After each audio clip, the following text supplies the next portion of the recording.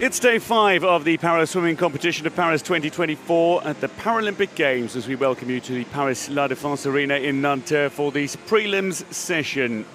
It's a session that will feature a number of heats and opportunities for athletes to qualify for the respective finals that will be swum in the session later this very day.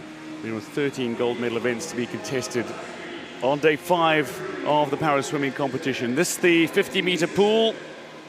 25 meters wide, 8 lanes are used in competition, each lane 2.5 meters across for the swimmers. We're nearly halfway through the 141 medal events over the 10 days of competition. We've got some relays for you to enjoy in the session as well. As the officials make their way out onto the pool deck, the competition is nearly upon us. The formats are fairly simple for the para swimming competition. The heats taking place during the first session of every day of competition at this aquatic centre, and the finals of those events take place during the second session on the same day. But this is para swimming, where swimmers are classified by their impairment. Swimmers group together accordingly, only race against those who have similar impairment to themselves. One of the main differences in para swimming is the flexibility of starting positions. They vary considerably depending on the swimmer's impairment. Swimmers may start by diving off the blocks. They may sit on the platform and head into the pool. They may already begin in the water as well in para swimming. Some athletes use assists to help them on the blocks or to stabilize them at the start. Others start in the water with an assistant holding on to their feet so that they don't start early. And there are strobes for athletes with hearing impairment as well. During this preliminary session on day 5, there are 28 heats across 13 events in 7 different classes. That is the aim for the swimmers, 8 fastest across the heats to qualify for the subsequent final. The session will end with the mixed 4x100 medley relay, 34 points. Multiple Paralympic Games medalist Deb Gruen is alongside. What's your highlights coming up today, Deb? It's a big morning. Hard to choose. I would say the women's 400 freestyle in the S7 class, you're going to see Mackenzie Cohn and Morgan Stickney, both from the United States, so big day for Team USA. I'm also excited for the 50 frees. Ivor Boki, of course, the legend, and Simone Barlam, who we saw swim up a class in the 100 freestyle on day 4. And then, of course, there is the crowd favorite, the showman, Araujo, who will be swimming in the men's 200 freestyle at the very end of the session. So a good day. And you're not wrong. Despite not being French, he is definitely a crowd favorite. It is something that the French fans have loved, the appearance of Gabriel Zinho, as he's known. The coup de baton this morning, Christine Golightly, the international technical official from World Para Swimming, representing the group of officials wanting to make this Games a success. Without the officials, we would not be able to have the competition. There's Frige with a host of people queuing up for photographs with the mascot. We begin this session with the men's 400-meter freestyle S7. There are 2 heats to come. World record holder is Mark Mullier. He has been classed up to S8, so no longer swimming in the S7 classification. In the first heats, there are 4 competitors who go: Ganyuk, Picelli, Austin, and Huang.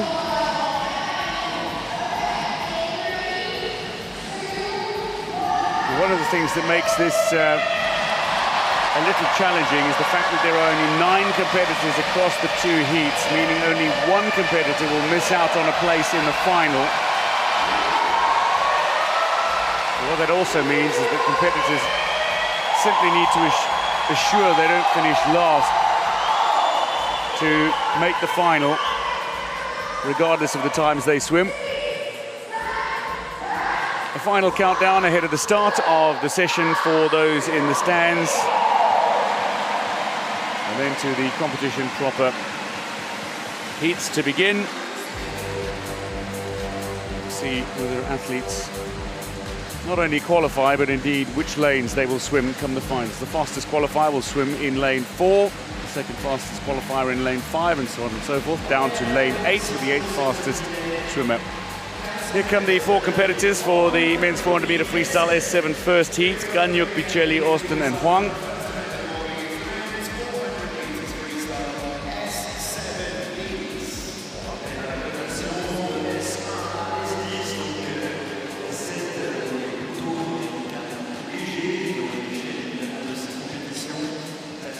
Representing Team USA, Evan Austin, a man who works as a motivational speaker, also as a development officer for an association aimed at supporting people with impairments. So Ganyuk goes in 3, Bichelli goes in 4. He was 5th in Tokyo, and that's Huang who goes in 6.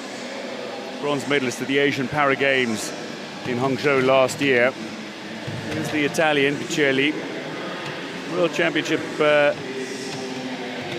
gold this past year after silver in 2022, but was beaten at the European Championships.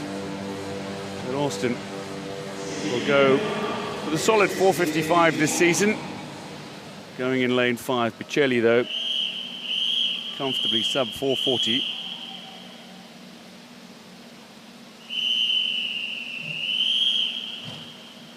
In front of thousands at the La Défense Arena, and in front of the mascot Frige, we get underway with the men's 400-meter freestyle S7 first heat. Ganyuk starting in the water from the blocks, though. Bichelli, Austin and Huang. And Austin into an early lead. Huang will, in all likelihood, take it out a little quicker as well. Bichelli looks very settled and will want to get into his rhythm really quickly. So 8 lengths of the pool in this 400-meter freestyle race. And it's about posting times, quick enough to see you advance to the final, but with only 9 competitors across the 2 heats, only 1 swimmer ultimately will lose out on a place in the final. That's right. And, you know, we talk about swimming in preliminaries and swimming fast enough to put yourself in the center lane and to qualify for finals. But the other key thing that you want to make sure you do during prelims is not disqualify. And that sounds easier than it actually is. Right now you have so many officials watching you, watching your every move. You're up on the slow-mo, and there's actually been a lot of disqualifications. Sometimes they get overturned between prelims and finals, so you don't even know who's swimming in the finals. But right now the swimmers are finishing up their first 100. It looks like Ganyuk is in the lead here, and as you had predicted, Huang is fading. So Huang finds himself touching 3rd, after going out a little rapidly. Ganyuk looks very settled. It's no more for his backstroke, though, is Ganyuk, in which he's the European champion, but he's swimming a very good freestyle here, good high elbow. Yeah, and Evan Austin, he was the bronze medalist from Tokyo, and then, you know, Bichelli is also in this. He's the silver medalist from the 2022 World Champs, and then he won in 2023. So it looks like he's going pretty easy right now, but he does need to be careful. As you mentioned, he needs to be at least 1 person. That might be Huang, but it's also important just mentally not to let the other swimmers get too far ahead, because if you go into finals and everyone else was like 25 or 50 meters ahead of you, you might be worried that they're going to go too fast. You're not going to be in a podium position for the final session where the medals really matter. But right now, Ganyuk way out ahead and looks pretty good. Just taking a look at the difference in terms of impairment for the swimmers. Huang only has the use of his right arm, but has a little more use of his legs compared to the other swimmers who have full use of their arms and limited use of their legs. That's right, and in something like a 400, it really does make a difference. In the sprints, your legs, they really kick in, because you need the start, you need the sprint with the kick, and then you come into the finish. In the 400, that is the distance race of Paralympic swimming. You put it a little bit more on cruise control. It's about even splitting. Some of the swimmers you'll actually see in the lower classes, they can even negative split the 400, which is unheard of in Olympic swimming, for example. And also what they're doing is they're really leaning into their stroke rate. You see Ganyuk, for example, such an even stroke. He looks to be breathing every other stroke. Right now he's breathing to his left. When we come back for the second 50, he's going to breathe to the opposite direction. So he's going to see where he is. He's got that open turn, doesn't get a ton off the walls, but is able to move and use his arm to push himself. And there's Austin, very similar stroke, very even. He's now breathing, breathing to his right, so he can see Ganyuk and Bichelli right there.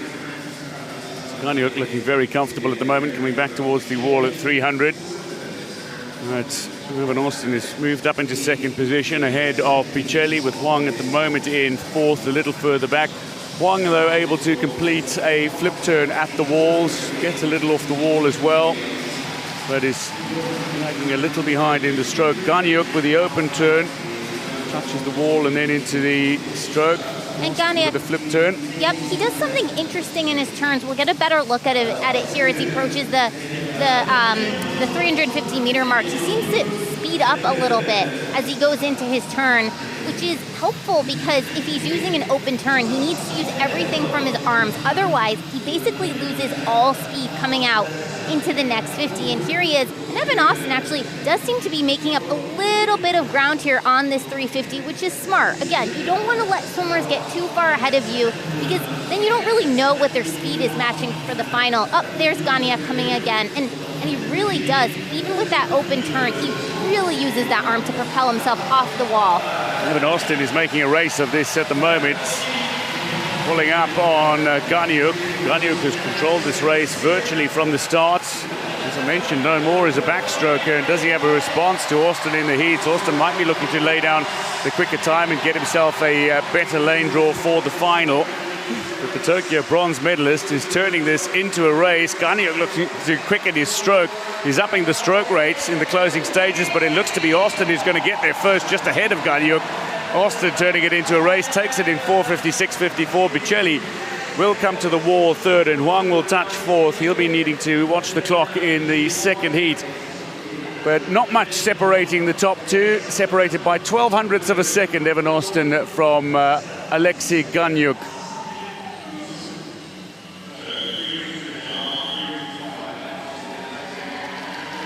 Evan Austin, yeah, never in doubt, never in doubt. No, and you know, there he is smiling after his race, and he went 4:56.54, just a little bit off of his seat time. That was actually a good swim from Evan Austin, and a tremendous swim for Ganiak, who shaved about 4 seconds off of his prelims.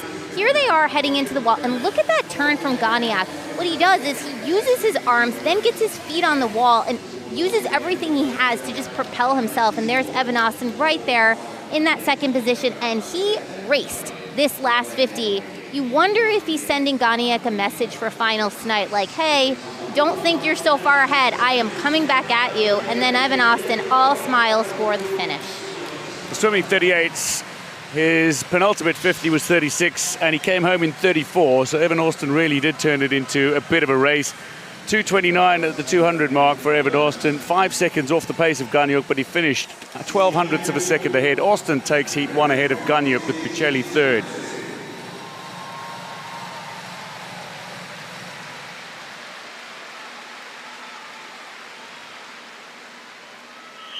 To the second heat we go. 5 competitors, 2 from Ukraine, 1 from Cuba, 1 from Philippines, and 1 from Argentina. Josianil Hernandez in 2, Gavilan in 3, Trusov in 4, Basilov in 5, and Shenur going in 6 for Ukraine. A couple of the athletes requiring assists to help them stabilize on the blocks, but into the water they go. Second heat of the men's 400-meter freestyle S7 underway.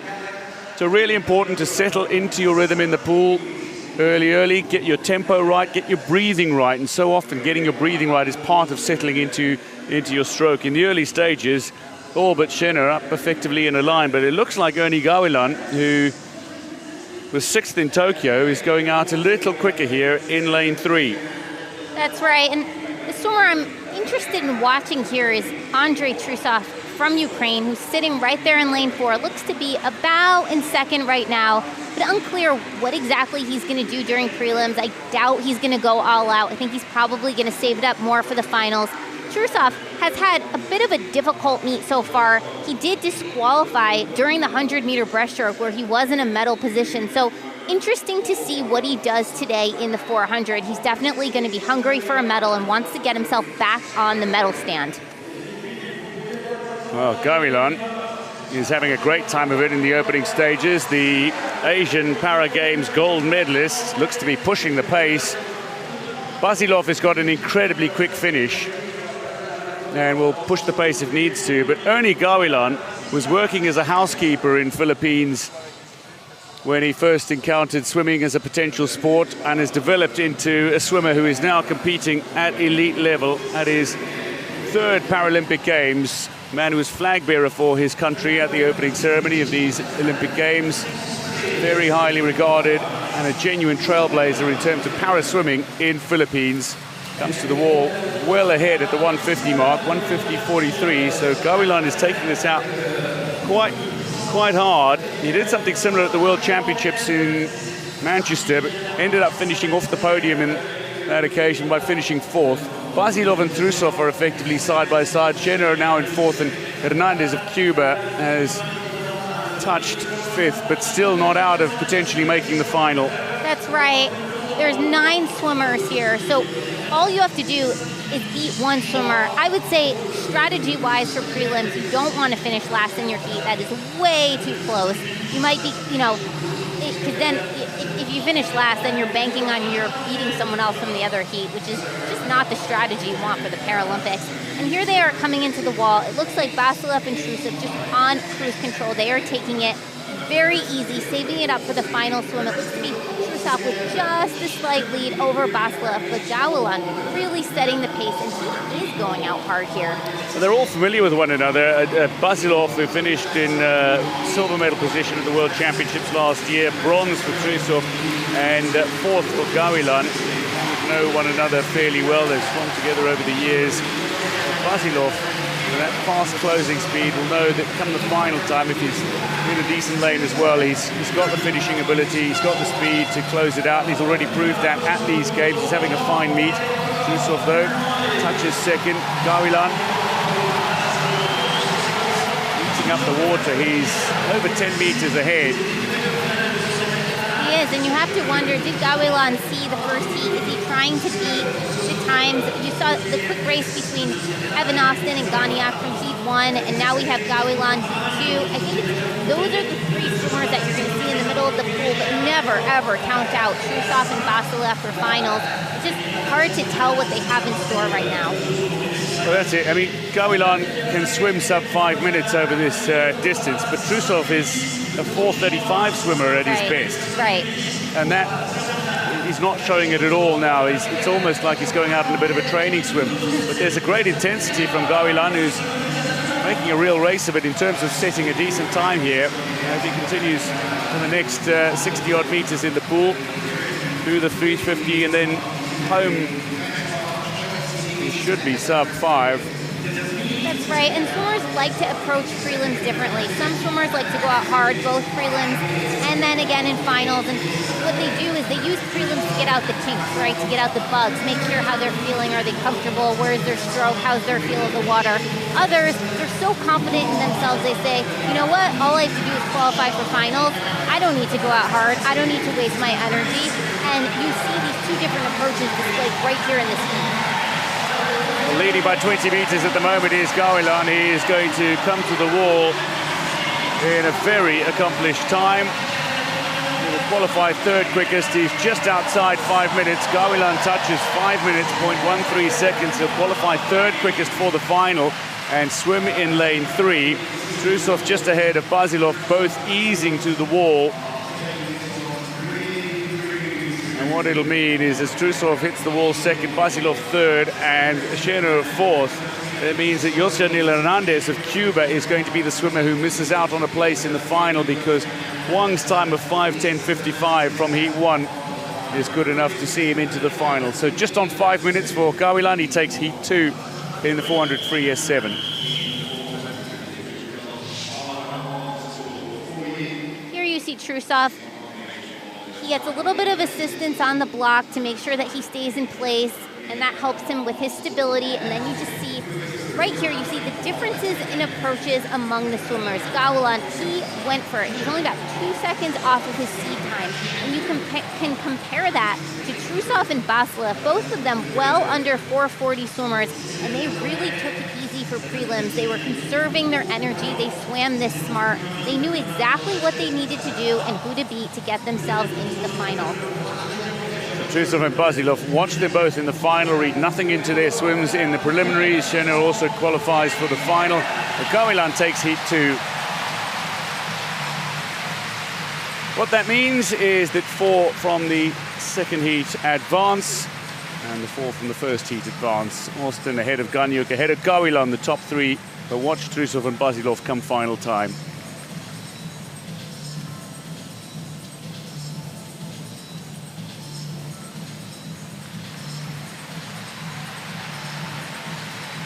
2 heats to come in the women's 400-meter freestyle S7.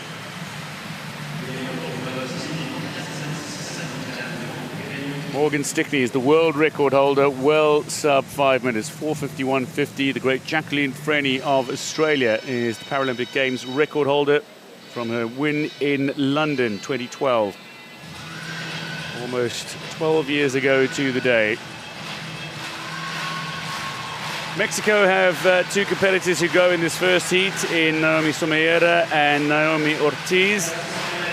USA, Canada and Italy also represented, but the intriguing name is that of Giulia Terzi, who gave birth in February, hadn't swum in 2023, so needed to get into the pool at the European Championships to even qualify to be at these Paralympic Games.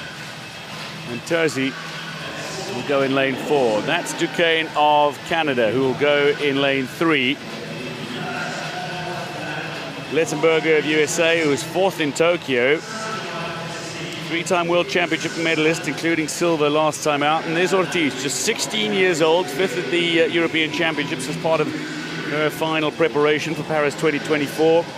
Giulia Terzi, silver medalist in Tokyo, silver at the World Championships in 2022. Didn't swim in 2023. She was pregnant. She and partner Stefano Raimondi celebrated their birth of their son Eduardo in February. Duquesne goes in 3. Alongside her in lane 2, though, is Naomi Someira, the 25-year-old, who really shot to prominence at the Pan American Games in Lima, Peru in 2019 when she won 6 gold medals. Someira will go in 2, Duquesne in 3, Terzi in 4, Lettenberger in 5 and Ortiz in 6.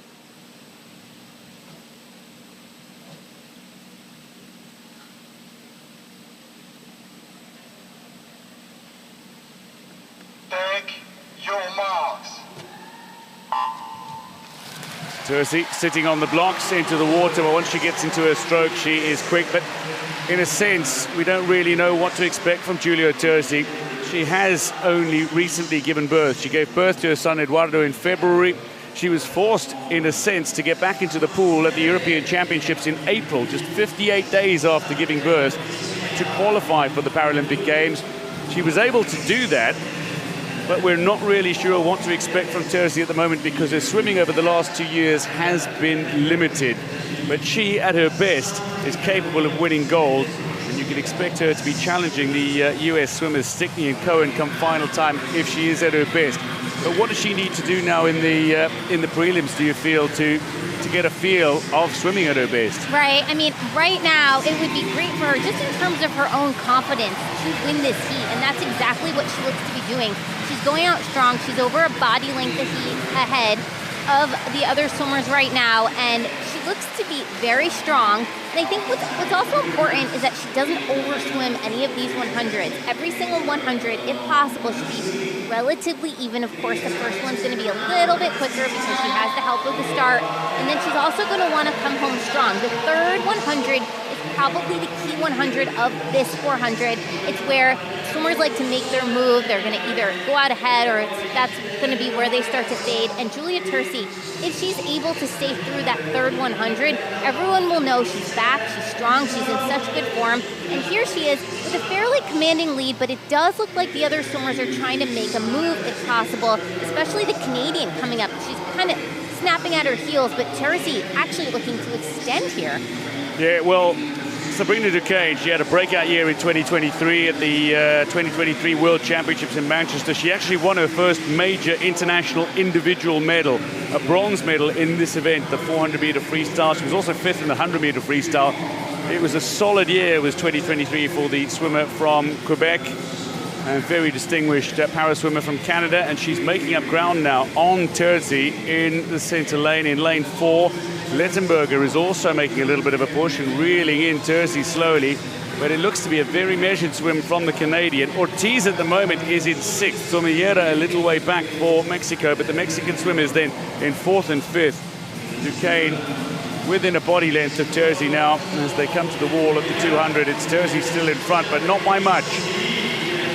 And here's Duquesne. You see Terzi did did that open water turn, whereas Duquesne did the flip, and Duquesne seems to be really pulling up on Terzi right now.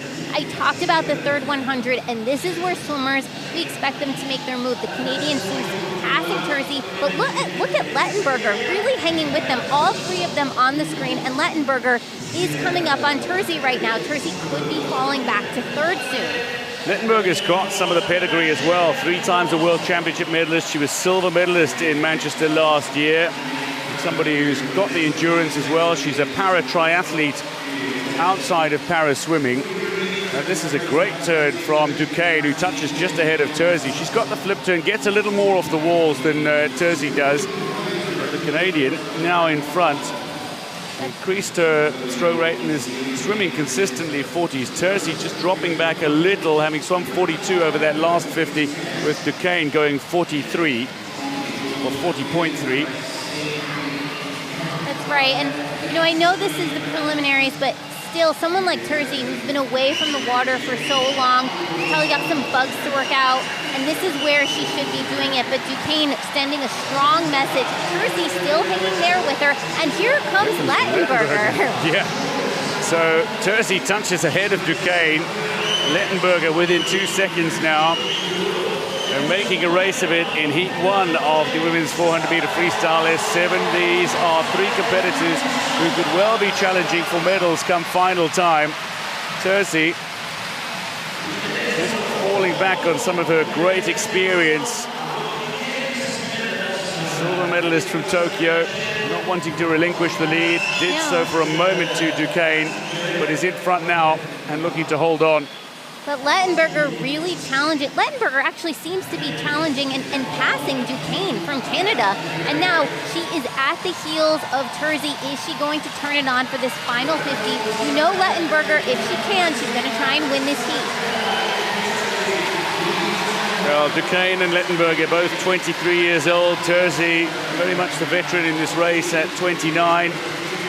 Terzi looking to call on those years of experience despite not competing frequently in international competitions over the last couple of years. Terzi is pulling away from Duquesne and Lettenberger now in the closing stages, and just reminding all of us that she's still got the ability to finish strong, and there's no doubt about her pedigree. Terzi touches first to take the first heat. Duquesne and Lettenberger are only separated by 0.04 of a second at the wall. Duquesne ahead of Lettenberger. It'll be Ortiz, the 16-year-old Mexican, who touches in 5:36.91 for 4th. And Somellera coming to the wall now. Naomi Somellera.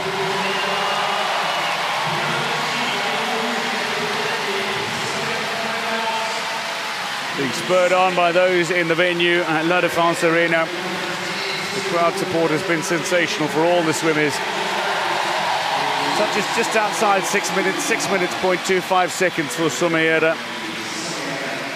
But Terzi takes heat 1. So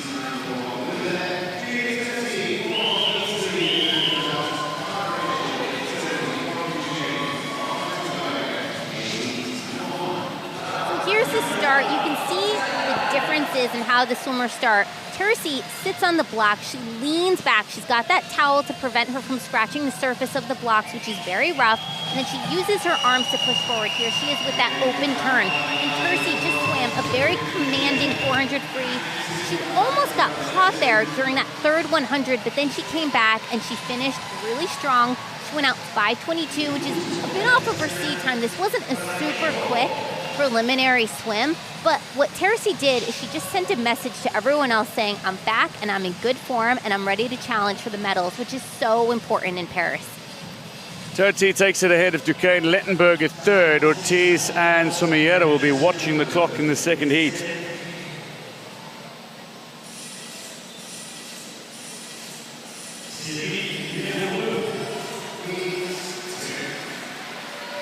Korsava, Osborne, Stickney, Cohen, Warren and Sinclair Maitland of Sweden. Now Stickney is the world record holder and goes in for Mackenzie Cohen, though, is one of the legends of this race. Mackenzie Cohen, Rio and Tokyo gold medalist. She swam a class up at the Pan American Games. Ended up on the podium. Stickney swam as an S8 in Tokyo and won gold in the 400-meter freestyle. And is the world record holder. But do not discount the two Australians, Chloe Osborne, the 20-year-old who won the European Championships as part of her Paris preparation, and Holly Warren as well, just 15 years old, but she's got a wonderful youthful exuberance and is looking to lead here in the early stages of this race. She actually finished just behind Osborne at the European Championships. Now, I do think this second heat is going to be a lot quicker than the first, primarily because it features Morgan Stickney, world record holder. Now, we saw in Tokyo where Morgan Stickney was a class up, and you just mentioned how she won the gold medal, but just to kind of break down that race for a minute, she didn't just win the gold medal, she defeated Jessica Long. She came from behind and she literally outpunched her during that last 100. And one of the things that makes Morgan Stickney such a strong swimmer is she was actually a distance swimmer. She was a specialist in the 1500 freestyle as an age group swimmer, and she was nationally ranked. So you know she knows how to close. And here she is, she's out in 1:11.78. She's way ahead of everyone else. She's going strong. And let's talk about Mackenzie Cohn for a minute, now in second, and she's trying to keep up, and if possible, gain some ground on Stickney.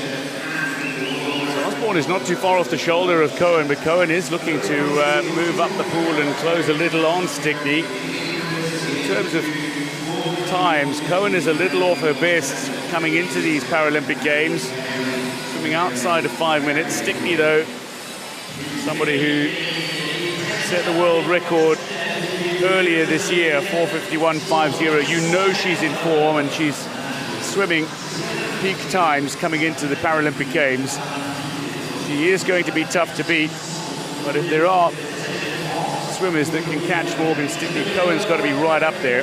Yep, and Cohen looks really good right now. This is a very even stroke. She's got that long wingspan, and she's using it every step of the way. But Osborne looking really strong in that gold cap from Australia. You can see her trying to make on Mackenzie, trying to make a move on Cohen, if at all possible. Now, they're coming up to the 200, so halfway done. Another 200 to go in this 400, 8 lengths of the pool.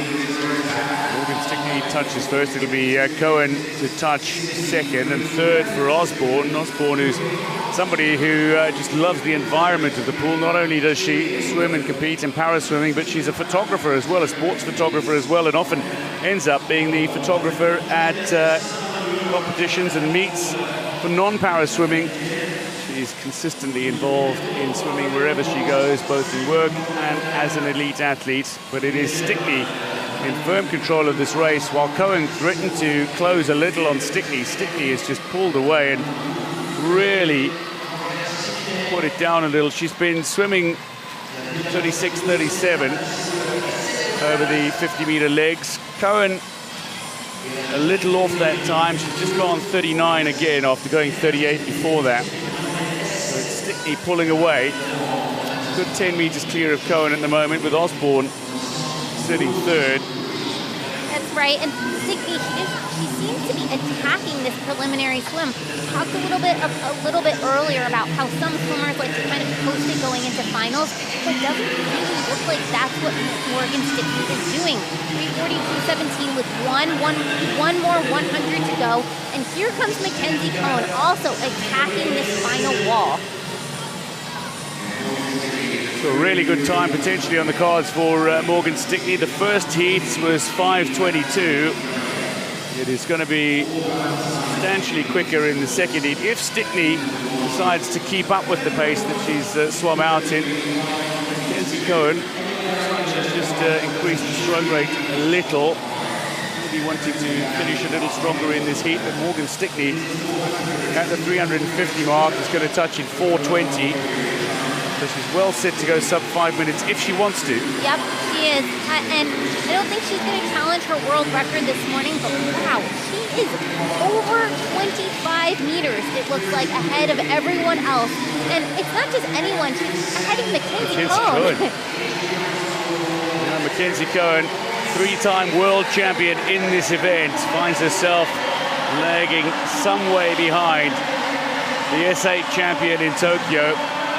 Morgan Stickney is going to come to the wall in a very comfortable time for the world record holder at 4:56.69, a Paralympic record. She breaks the great Jacqueline Freni's Paralympic Games record with a 4:56.69.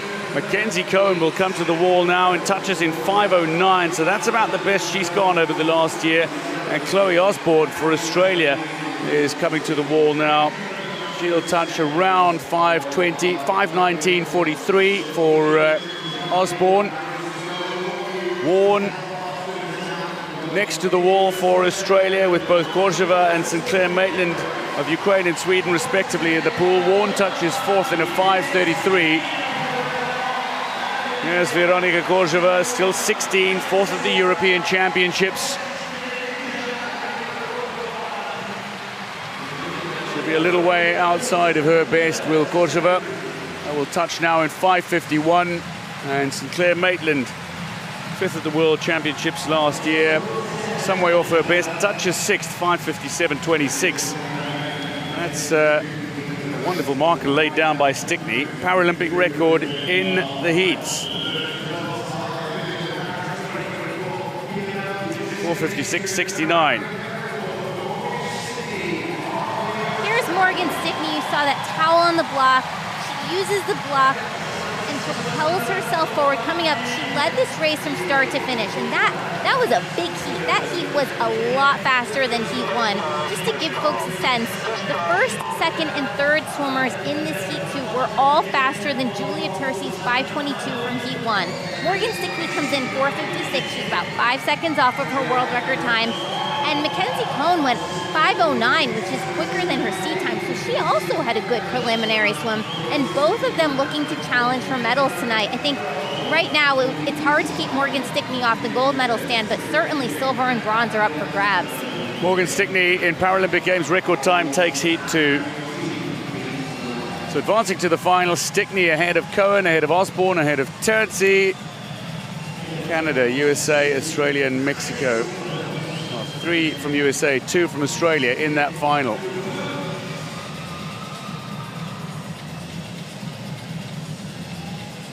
Now to the men's 50-meter freestyle S9 heats. There are 3 heats to come. Simone Barlam is the world record holder, the only swimmer to go sub 24 seconds in this class. 23:96, 24:71. His Paralympic Games record set on his way to gold in Tokyo. He will go in the third heat. Jamal Hill, who was bronze medalist in Tokyo, goes in lane 4 for the first heat.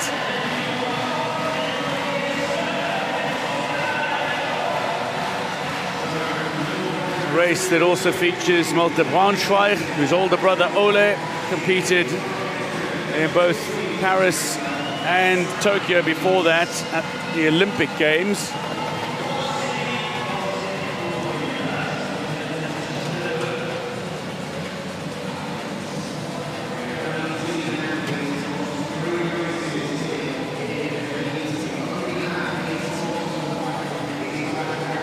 Italy's Simone Ciulli, 38-year-old, bronze at the 2019 World Championships. Didn't have a great time at the European Championships, though. There's Malte Braunschweig, 24-year-old, who was 7th at the last World Championships and just outside the medals at the European Championships. Going into Jarod Schalchenau goes in lane 6. Bogdan Morgovoy goes in lane 5. Jamal Hill goes in lane 4, the 29-year-old who was silver medalist at the World Championships 2 years ago. 4th, though, in 2023, Jamal Hill. He goes as the fastest. If his start is good, it'll be difficult for any of the swimmers to catch Jamal Hill. Bim Kumal of Nepal as well goes in this heat, the 40-year-old in his only event here. Bim Kumal of Nepal. Going in lane 7, up against swimmers that are significantly quicker than his seed time. Now Hill on the podium in Tokyo. What can he do in the preliminaries?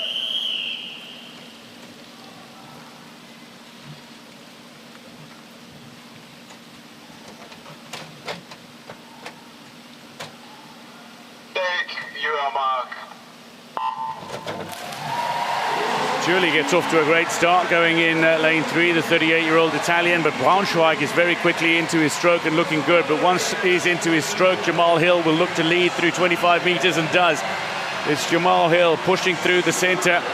He's looking to open up a gap, and he's not just opening up a gap, he's nearly a body length in front in a 50-meter freestyle heat. This is a remarkable swim from him. What time is he going to touch it? It's 25.34. Hill takes it ahead of Moscovoy.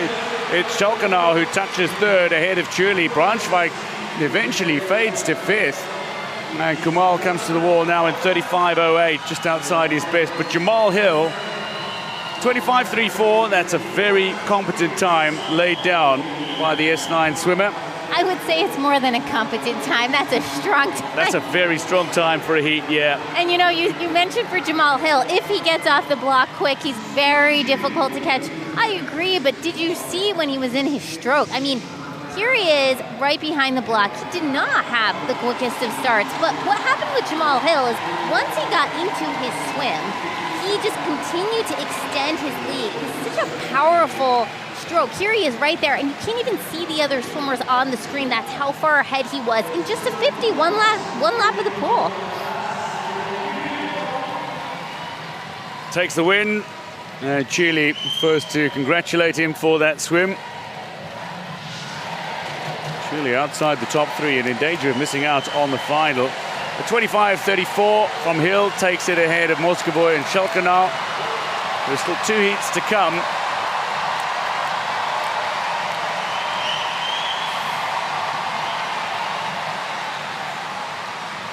Second heat features France's Hector Denayer, the 19-year-old.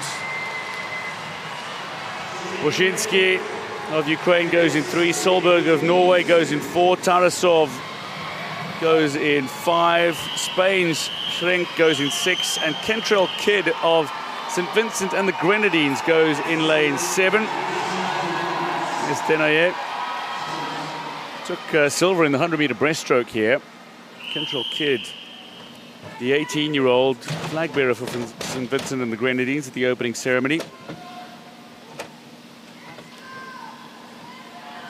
Going in lane 7.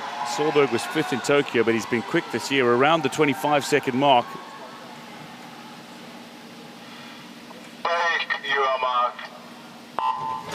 Oh, the man from Oslo gets off to an explosive start, and straight into the water is Solberg, and I imagine after that start he'll be very difficult to catch. Tarasov, though, is looking to chase him down, and Denayer is having an inspired swim going in lane 2, but it's Solberg who is leading the way, the man who's picked up silvers behind Barlam at the last 2 World Championships. Tarasov is coming back at him, though. Is Solberg going to be able to hold it all the way to the wall at 50? It is Solberg who's going to touch just ahead of Tarasov. Schrink holds off Denayer.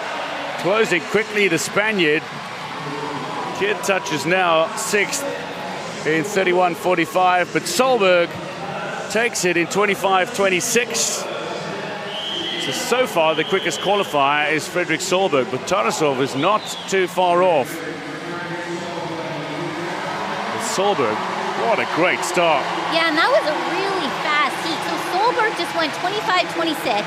That's faster than Jamal Hill's 25.34 from Heat 1. So one thing to keep in mind, you know, we talk about what is the strategy of preliminaries. You cannot take it easy in a 50. These swimmers are way too fast.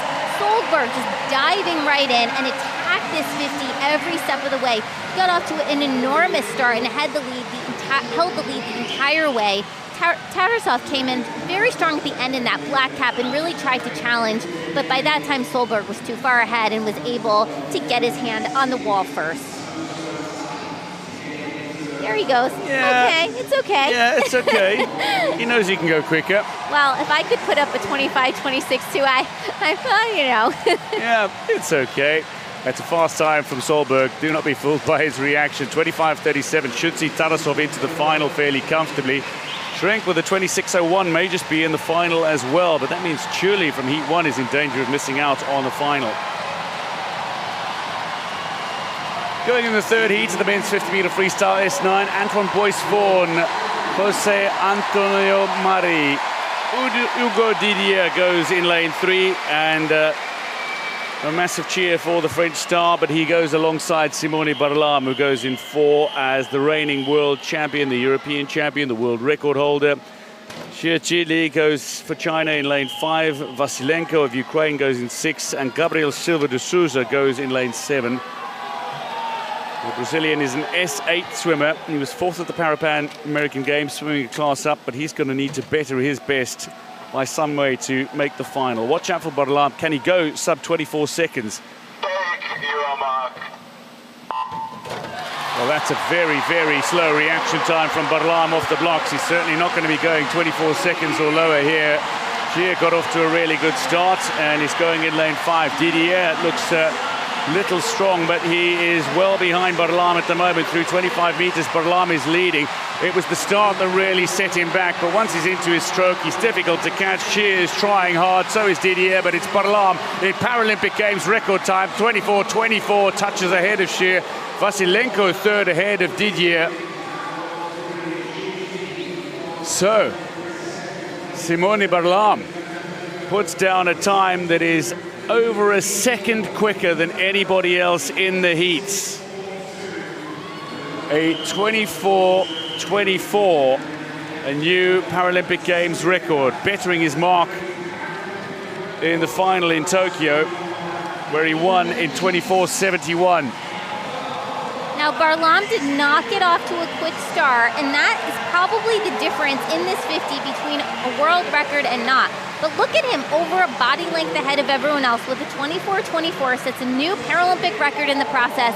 Now remember, Barlam did not get gold in the 400 free. That went to Hugo Didier, the Frenchman. And then Barlam swam up a class in the 100. So even though he had a very respectable time, he wasn't on the medal stands. And this is where he's going to look to get his first gold.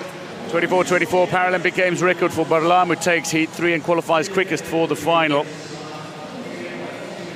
So the 8 that are in, Vasilenko sneaks in with a 26:1, Mozgovo is in, Schrenk is in, Gier, Tarasov, Jamal Hill, Frederick Solberg and Simone Barlam, the 3 quickest to qualify, but Barlam by over a second quicker than anyone else in the race. And Hugo Didier not in the finals, that's surprising. Men's 50-meter backstroke S3 heats, 2 to come.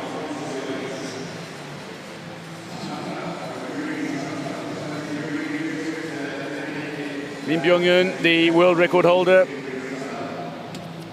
That's set in London exactly 12 years ago to the day.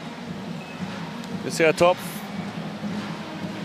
a man who is having a fine competition, already a gold medalist in Paris, goes in lane 4. Zarate, Palamarchuk, Top, Ferrer and Kelly of Australia.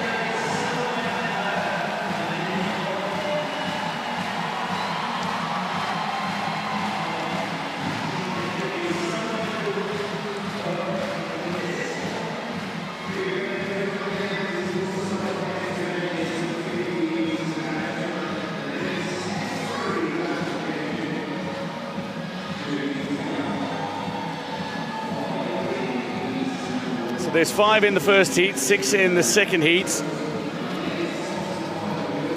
3 swimmers will miss out on a place in the final, so it's about posting fastest times. If you're among the 8 fastest times, you qualify for the final. That's Zarate, who goes in lane 2 for Mexico.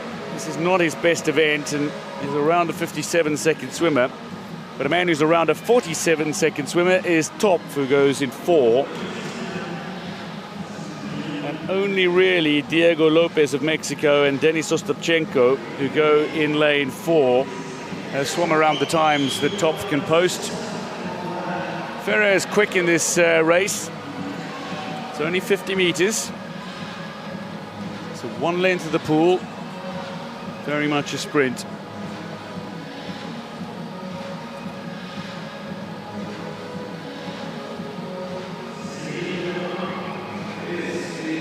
So looking to get into the final, any time under 50 seconds will guarantee you a place in the final. Ahmed Kelly, man who's having a decent Paris 2024. Swam to silver in the 150 IM SM3 behind Top.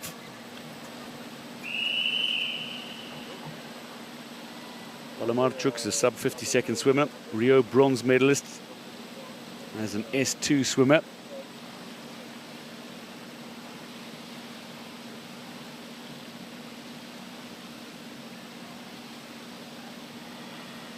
Take your mark. Toff gets away well, so does Kelly of Australia. Toff will look to use his underwater, and then he will just work that fly kick through the opening 15 meters. He's in front in the early stages, just drifting a little in the lane, just bumping into the lane rope down his right. But he's ahead at the moment of Palamarchuk of Ukraine and Spain's Ferrer.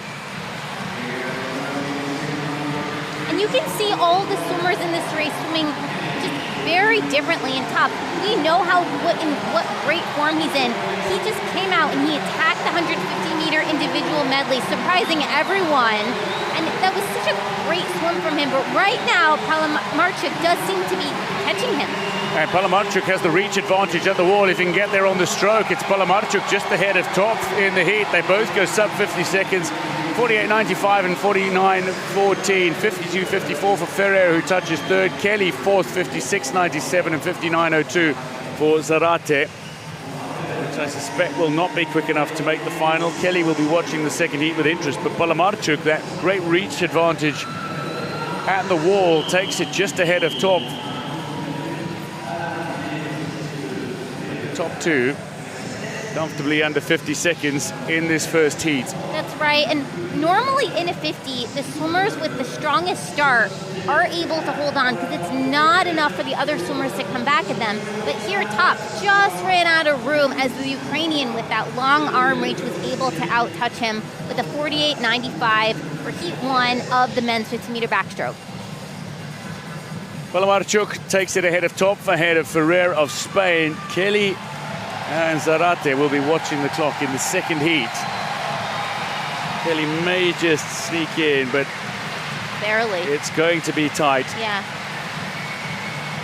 This is the start list for the second heat of the men's 50-meter backstroke S3. Kausry, Boni, Ostapchenko, Lopez, Unlu, and Lechniak of Poland.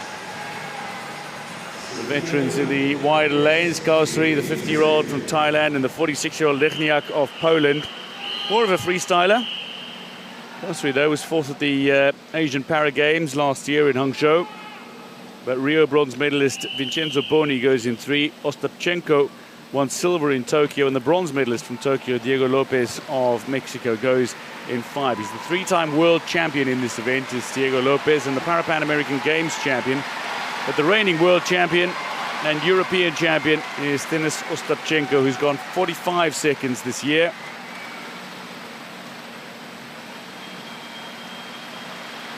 Now, this is a race where the top four could be under 50 seconds.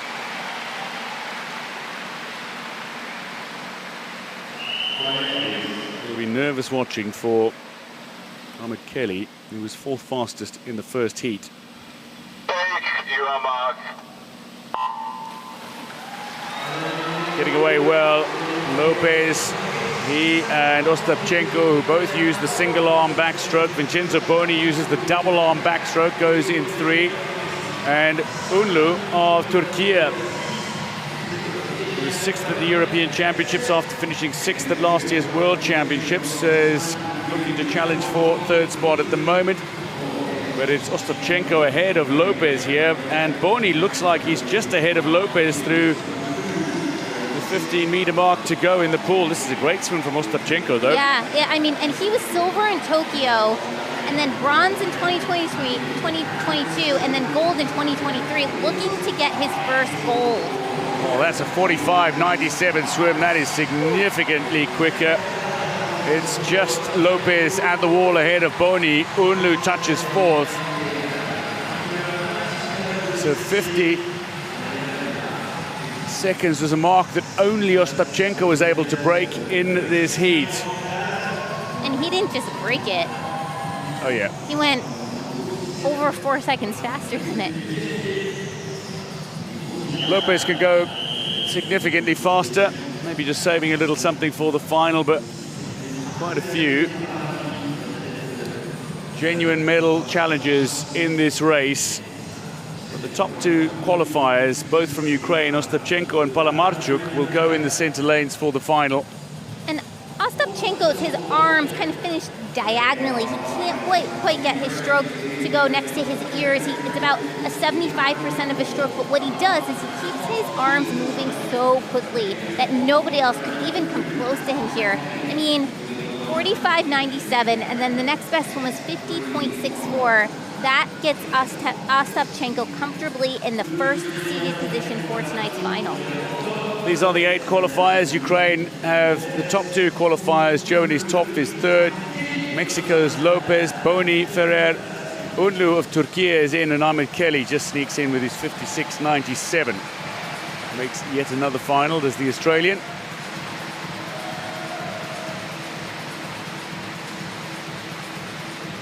The women's 50-meter backstroke S3 heats. There are 2 to come. Peng Choping is the world record holder, 48.49, on her way to victory in Rio.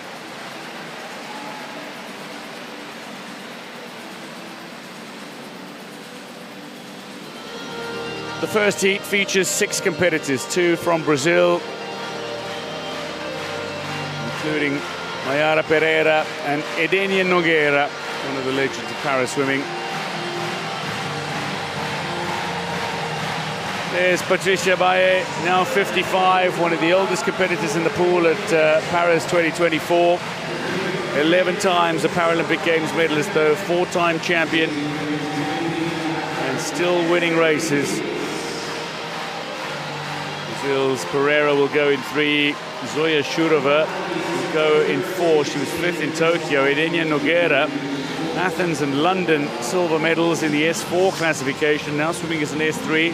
The 2019 world champion goes in 5. Veronika Gyurenko goes in 6. And Ali van Wyk Smart of Canada goes in 7. Bronze medalist at the World Championships 5 years ago.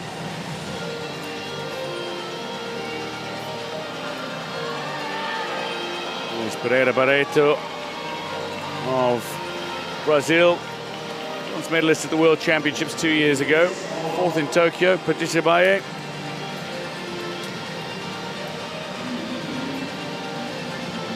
There's Shurova.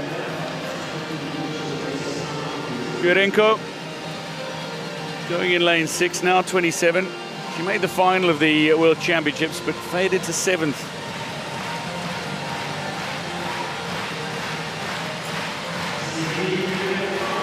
Barreto will be looking to go sub 105.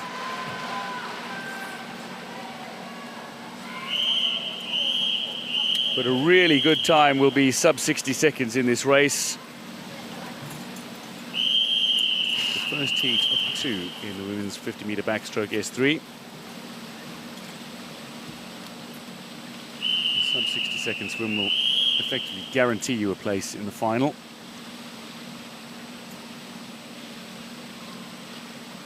Take your marks. Getting away well is Barreto of Brazil. But once Shurova gets into a stroke and Nogueira alongside her, those two are the only 2 who could likely match one another. When they swim alongside one another in lanes 4 and 5, it's Shurova who's ahead of Pereira Barreto of Brazil and ahead of Nogueira Garcia of Brazil as well. Nogueira looking to move up on Barreto, but Shurova looks confident through the opening 25 meters. Yeah, she does, and you can see here, like, what a difference having a fast stroke rate makes, because Shurova was definitely not first coming off of the blocks, but now she's over probably about 2 body lengths ahead of everyone else and does not look to be tiring at all, even though this is only the preliminaries. So Shurova is well ahead of Nogueira Garcia and Barreto. Sub 60 seconds was certainly on, 58.12. That's a very good time. It'll see her qualified comfortably. Nogueira Garcia touches now in 104, which will see her through to the final. Pereira Barreto touches in 107. Gyurenko is 4th. Van Wyk Smart touches 6th, just behind Valle of Mexico. A 58.12. Very solid time. Yeah. And may well see her get one of the center lanes for the final.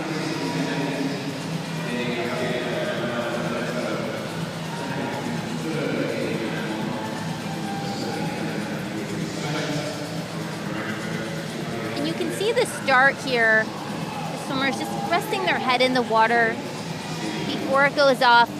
And the swimmers have just a large variety of such a range in how they start, and then they get into their stroke. All of the swimmers here using that single arm backstroke, but what makes Chateau stand out is how quickly she's able to rotate and go through each of her strokes. And she comes in with a 58.12, only about 0.3 off of her C time, so a very quick swim for her during heat 1 of the preliminaries of the 50 back. Jourova takes heat 1 ahead of Nogueira Garcia Pereira Barreto. 109. Girenko will be watching the clock in heat 2.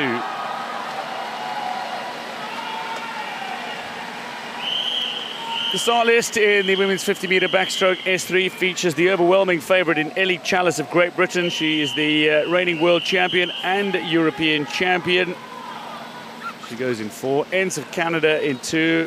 Mecenate of Italy in 3. Fernandez of Spain in 5. Sigurdardottir goes for Iceland in 6. And Maltseva of Ukraine in 7.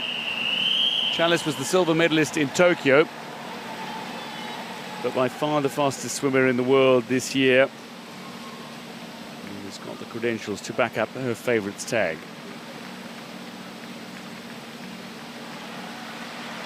Take your marks. Getting away really well is Fernandez of Spain, the 30-year-old who was 3rd at the European Championships, but swimming alongside Chalice, who went on to win that European Championships race, somebody who's been used in advertising campaigns regarding awareness for meningitis. She is absolutely chewing it up in the pool, coming up toward the 25-meter mark, and Chalice, the silver medalist from Tokyo, is well out in front.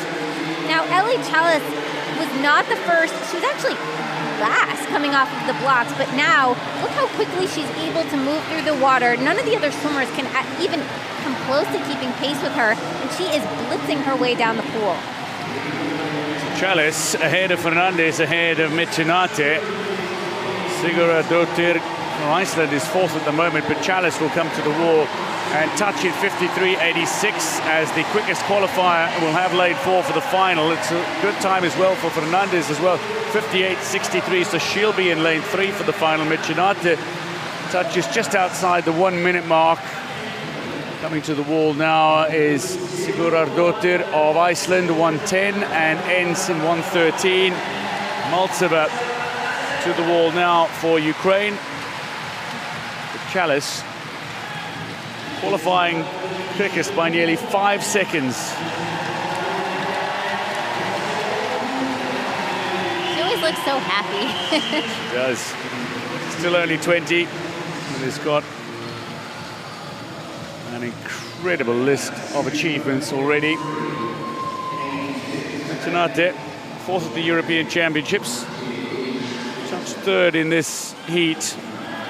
And Chalice holds on to that band for the start. She does not get off to the quickest. Well, she gets off quickly, but she's not in the lead after they first get off. But what she does is she advances by getting that stroke rate. It's so much quicker than everyone else, and that second heat was a lot faster than the first one. Just to give you a sense, Ellie Chalice went 53.86, and you can compare that to Jourova, 58.12. So Chalice comfortably going into the first seeded position for finals.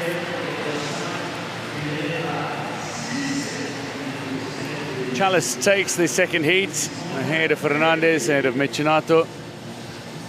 With that time, a 1:10.65, Sigurdardottir of Iceland is going to get into the final. Enns will miss out, though, with a 1:13. Here are the 8 competitors who advanced to from Brazil. But Chalice the quickest to qualify by over 4 seconds. Chalice ahead of Jourova, ahead of Fernandez.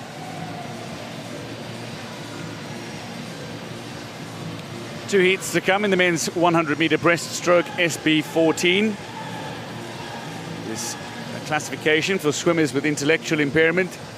Yamaguchi Naoide of Japan will go in the second heat, the defending champion, world record holder, Paralympic Games record holder.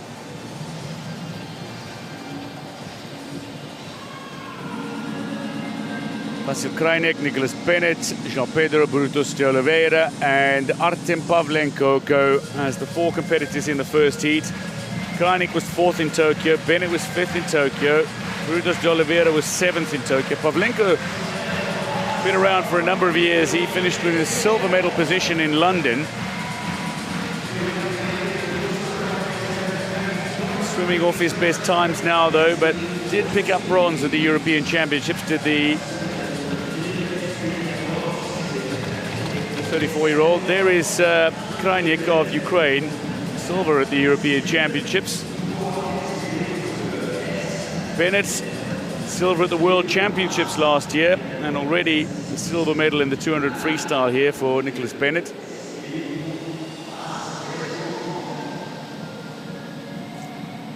There's the Brazilian, Pedro Brutus de Oliveira. Bronze at the World Championships 2 years ago. He was 4th, just off the podium in 2023.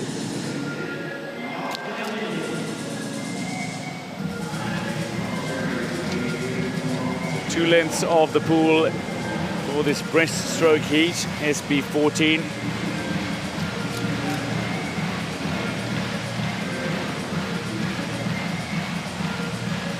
Again, with 9 competitors across the 2 heats, avoiding finishing last in your heat and you're into the final. If you want a good lane draw, you'll need to go out hard. But it's not a necessity in the heats to exert yourself.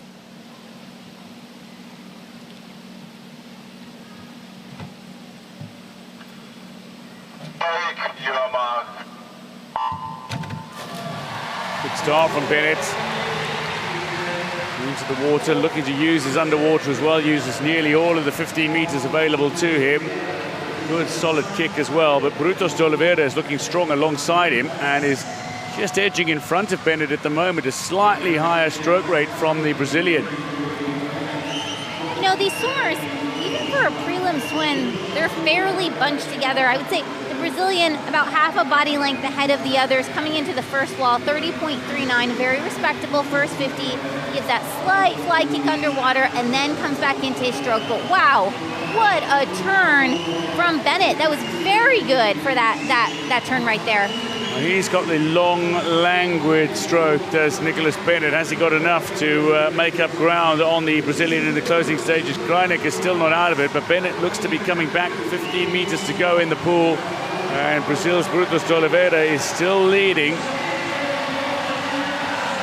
He's not going to be denied, and he touches first in 1:04.70 ahead of Bennett. Krajnik fading a little, Pavlenko making up ground, but Krajnik does touch third ahead of Pavlenko.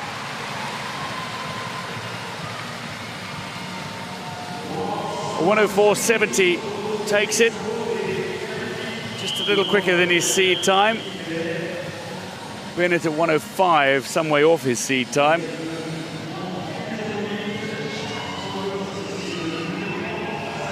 The start right there, Bennett got off to a very quick start. He seemed to dive in first, and then when they pop up and get into their stroke, it's the Brazilian that starts to take it.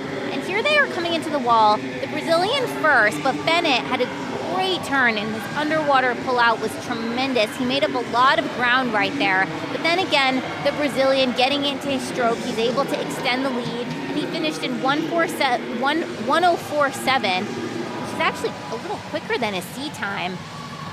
And less than a second off of the Paralympic record, so it is shaping up to be a good race for finals.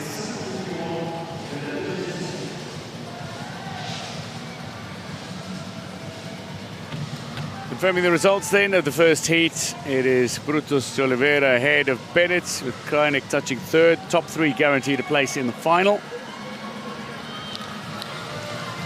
5 swimmers who go in the second heat, including the defending champion and world record holder in Yamaguchi Naoide, who goes in lane 4. Coming to here, Stuart, Yamaguchi, Mikkel and Registe of Ireland.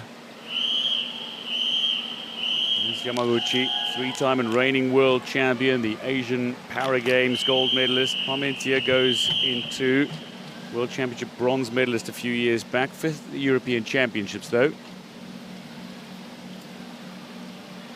Take your mark. Really good start from virtually all the swimmers. They look to use the underwater well. The Australian in 5 comes up in front, ahead of Yamaguchi, but once he's in his stroke, Yamaguchi is excellent to watch. He's good at the turn as well, and will be looking to push home in the closing 50, but it's tight between the Tokyo gold and silver medalists, Yamaguchi and Mikel, in lanes 4 and 5. That's right, Yamaguchi gold, Jake Michel from Australia silver, then in 2022 same, and then in 2023 Yamaguchi gold and Jake Michel bronze. That was broken up by Bennett from Canada. So right now the Australian looking to come back.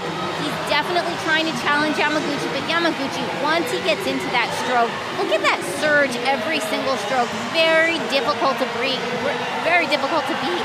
And this is just the preliminaries. It's the preliminaries, but they're making a lot of it here. They're putting on a race. It's the Australian who's going to touch first, ahead of the world record holder Stewart. Gets 3rd. 4th for Registe of Ireland, so he's into the final, and Parmentier touches in 108.92, so that means he will miss out, the Belgian, on a place in the final.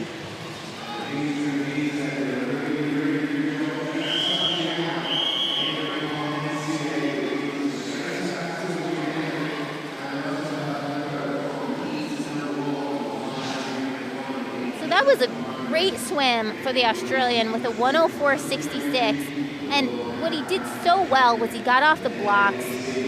And actually, right from the start, he was ahead of Yamaguchi. But, you know, the Japanese, once he gets into his stroke, becomes very difficult to beat. But the Australian swam this smart. You can see he's got that slight tilt of his head. And he was able to just get enough to stay ahead of Yamaguchi into the finish. I do think Yamaguchi, he went 105.16, but he's capable of a lot quicker. He has the world record of 102.75, so I expect big things from him later tonight in the finals.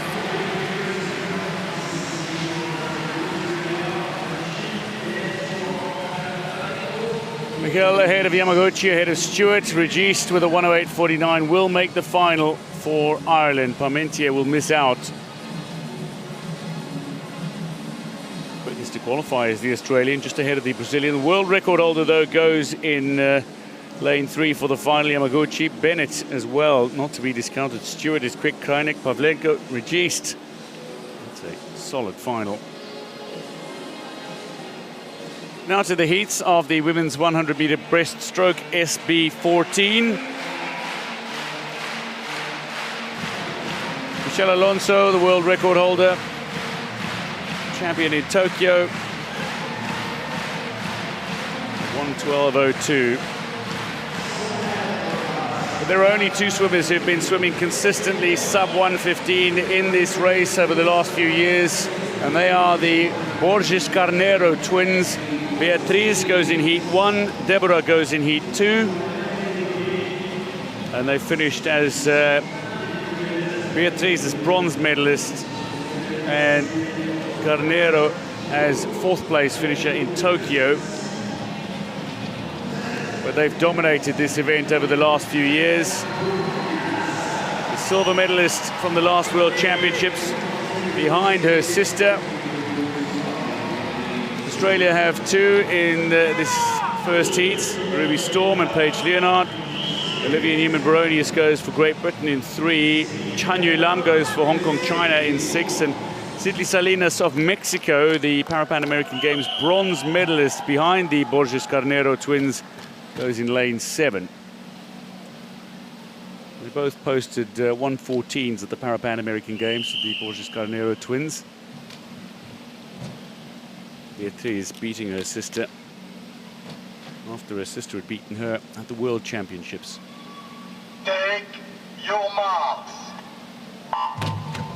Great start from Leonard. That's a wonderful reaction time from somebody who's finished sixth in both the last two finals. The World Championship bronze medalist behind the Borges Carneiro twins. Leonard has a good start, but Borges Carneiro is looking to come up on the stroke alongside the Australian and go beyond her indeed. Yeah, Even Baronius and Storm, third and fourth. And the Brazilian swimming so well during this first 50, but Paige Leonhardt trying to get herself on the medal stand now during day 5 of the competition, and the Brazilian still going strong, and she's been swimming so well, really, you know, coming up to the games, that we expect her to continue that streak. Leonhardt is staying with the Brazilian. So Borges Carneiro is leading. She's already picked up a relay bronze medal here, swimming freestyle, which is not her favorite stroke. This is her favorite stroke. And she and her sister have continued to dominate over the last year, just pulling away a little from Leonhardt. Third at the moment, Ruby Storm has just gone beyond Newman Baronius, while Chan is looking to close on both of them as well, going in lane 6. But out in front, Leonhardt is having a little bit of a battle with Borges Carneiro and coming back at the Brazilian, who'll want to touch first, and does so. Borges Carneiro ahead of Leonhardt. Third is going to be Chan of Hong Kong, China. Newman Baronius fourth ahead of Storm. And Salinas comes to the wall now. A little bit of love, a 1:16.99. And that is going to be significantly faster come the final, you imagine. There's the tattoo of the character Dory from Finding Nemo. Both sisters have the tattoo on their arms, Deborah and Beatriz, because Dory just kept on swimming. That's a lot. Not only are the two sisters in the same event, but they also have the same tattoo. That's it's a lot. And here at the Brazilian, she just looks so good. Coming into the 50, touched first ahead of the Australian Paige Leonhardt, who has, you know, trying to get herself on the medal stand. But watch this Brazilian, every single stroke so efficient as she cuts and powers her way through the water to come home in 1:16.99. She's a bit off her sea time. She is capable of going faster, and then she gives a little love to everyone in the crowd. Look at her nails too, very festive. The nails are always particularly colourful in competitions. From France, Asia Morin Espiau goes in lane 6. 7 competitors who go in this second heat of the women's 100-meter breaststroke. SB14, Cheng of Hong Kong, China, Falk of Austria, Japan's Serizawa, Borges Carneiro, Deborah Borges Carneiro goes in lane 4 as the favorite. Louise Fiddis of Great Britain in 5. Asia Morin Espiau goes in 6, and Pernilla Lindberg of Sweden goes in lane 7. There's Fiddis going in 5, the silver medalist from Tokyo, beating both of the Borges Carneiro twins, but their times have improved drastically over the last 3 years. It was fourth at the last World Championships, which Deborah won. Great reaction time from Chung Ho-ying going in lane 1 for Hong Kong, China. 5th at the Asian Para Games, though she's a little behind already. Borges Carneiro and Fiddis in the center lanes. Not too much separating them in the early stages, and Falk is making a little bit of a push. The Austrian from Vienna, who made the World Championships final and bronze at the European Championships, looking strong, but Serizawa should come into her own. Borges Carneiro is already half a body length in front of Fiddis here. Well, yeah, but Louise Fiddis really challenging Borges even during this prelim. Now they're at the first 50, 34.94, good split for Borges. Well, it's interesting, is she going to be seated first, or is her sister going to be seated first going into prelims? But watch Louise Fiddis in that red cap trying to come back at her, though I think the Brazilian is moving out too far ahead. So Deborah Borges Carneiro touching a little quicker at the 50 than her sister did in the first heat, but Borges Carneiro looking to qualify quickest for this final. She's gone 1:14.90 this year, and she's pushing in the closing stages. Louise Fiddis is still holding on for second. Serizawa is in a battle with Morin Espiau for third at the moment. It looks to be the French swimmer in third, but touching first, Borges Carnero, 1:16.04, qualifies quickest, touches ahead of Fidesz, and Morin Espio touches just ahead of Serizawa, and will qualify for the final with a 1:19.43, but a 1:16.04. And you know the twin sisters can go quicker in the final.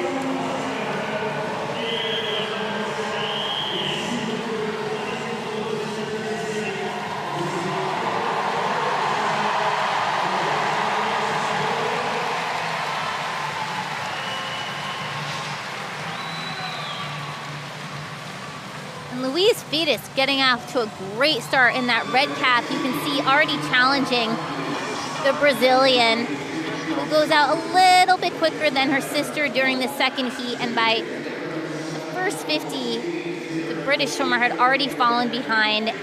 And Borges finishing very strong with a nice 1:16.04 and goes comfortably into final seated first.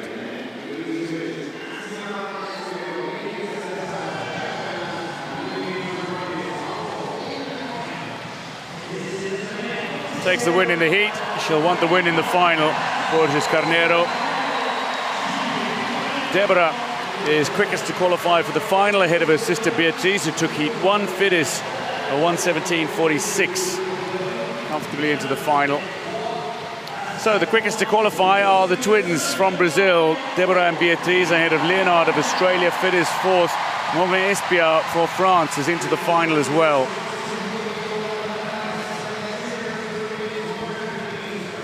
The heats of the men's 50-meter freestyle S13. There are 2 heats to come, 6 swimmers in each. The world record holder Gerard Bocchi goes in the second heat. On his way to victory in Tokyo, he missed his own world record by 1/100th of a second, but did set the Paralympic Games record, his world record at 23:20. Now, there are 4 S12 swimmers across the heats. 3 of them go in this first heat, including Dimitri Salai, Ilya Yarmenko and Maxim Veraksa, who is the fastest Paralympic swimmer of all time. He might be 40 years old now, but he's the only Paralympic swimmer to have ever gone sub 23 seconds in a 50-meter free. Nobody in Paralympic swimming, para swimming, has ever gone quicker. Can he wind back the years and challenge for a podium place at the age of 40? The 9-time Paralympic Games gold medalist and 15-time medalist. And it's important to just flag here too that Veraksa is an S12, and he's swimming in the S13 category. So S11 through S13, those are classifications for swimmers with visual impairments. The S11s wear the blackened goggles, and what separates the 12s and the 13s is their range of vision. So 12s in the middle, and then 13 have the least of the vision impairments. And 22.9 is faster than even the great Ihor Bocchi, who will be swimming in Heat 2. Dimitri Salai goes in 2, Ilya Yarmenko goes in 3, Islam Aslanov of Uzbekistan. He's gone quick this year, 23.5. He was 4th in Tokyo, but he goes in lane 4. Maxim Veraksa goes in lane 5. Thaleso Engel of Germany also very quick in this distance. Although he's very much a breaststroke specialist, he will go in 6. And Kirill Pankov of Uzbekistan, the Asian Paragames bronze medalist, in 7. 3 S12 swimmers in this heat, and Veraksa, one of them, in 5. So much depends on a good start in the 50-meter freestyle, and Veraksa and Aslanov have decent starts. Veraksa into his stroke really quickly, broke water early. Aslanov a little longer underwater. Yaramenko is challenging for second at the moment. It's Veraksa who is leading, but Aslanov finds himself needing to make up a little bit of ground on the swimmers around him. Veraksa is charging towards the wall. A little bit of a close from Yaramenko. It's Ukraine 1-2. Veraksa ahead of Yaramenko. Aslanov only touches third. The winning time at 23.80. Solid from Veraksa.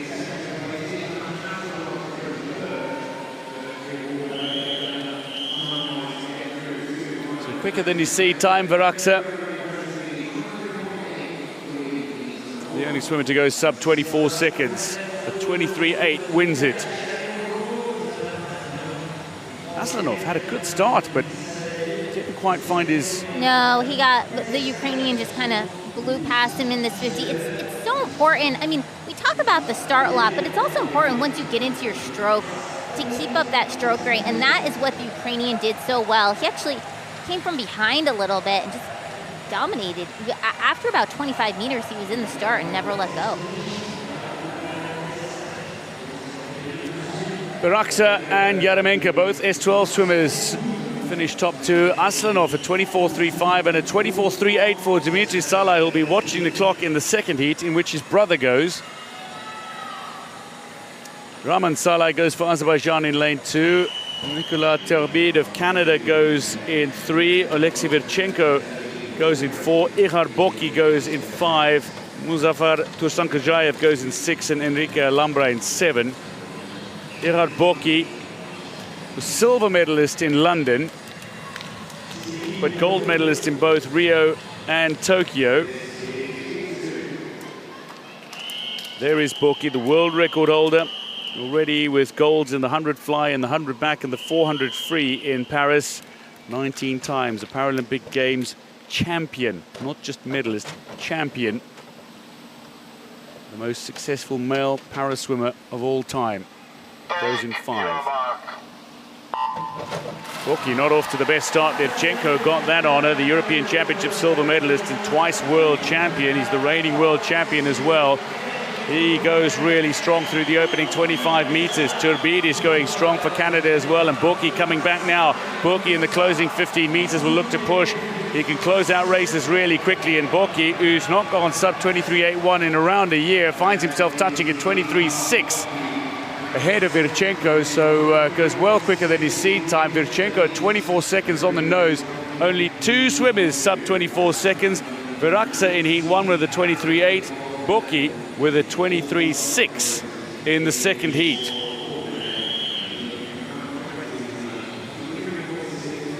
Turbide of Canada touched third.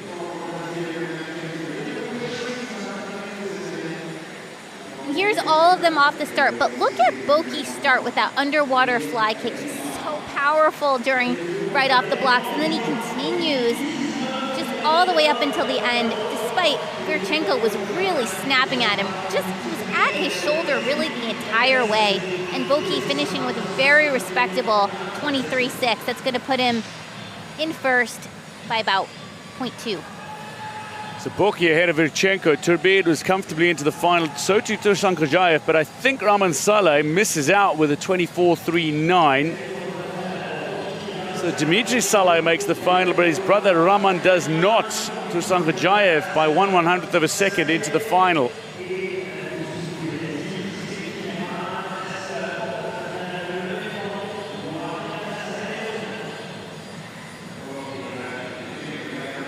The heats of the women's 50-meter freestyle S13. There are 3 heats to come.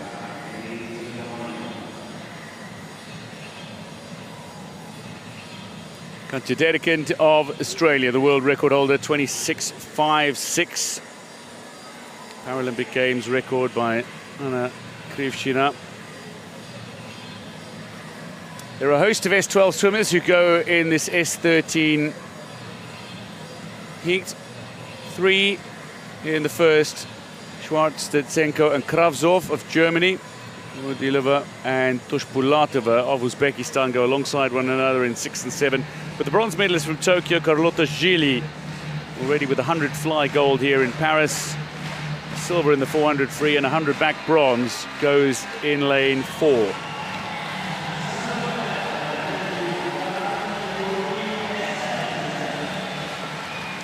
Swimmers making their way out. You imagine anything under 28 seconds is going to get you into the final.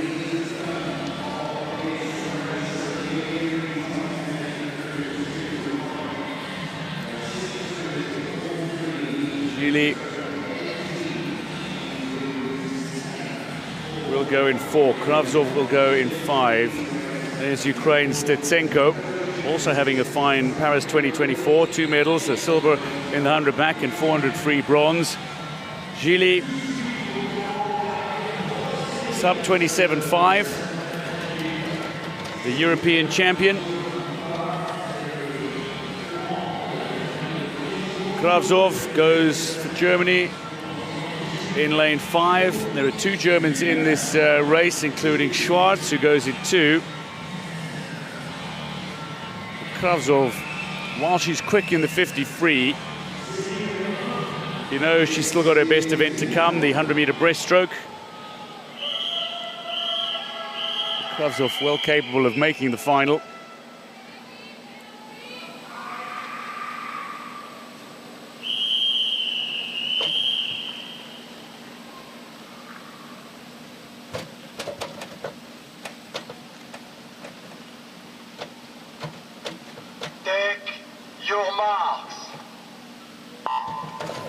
Great start from Kravtsov. Solid reaction time from the 30-year-old, the S12 swimmer who goes in lane 5. It's Gili, though, into a stroke and up toward the 25-meter mark. The Italian with a very fast stroke rate. Good kick as well, pushing. The other German, Schwarz, in 2, going strong as well. Yep, Gili, and she's already swimming.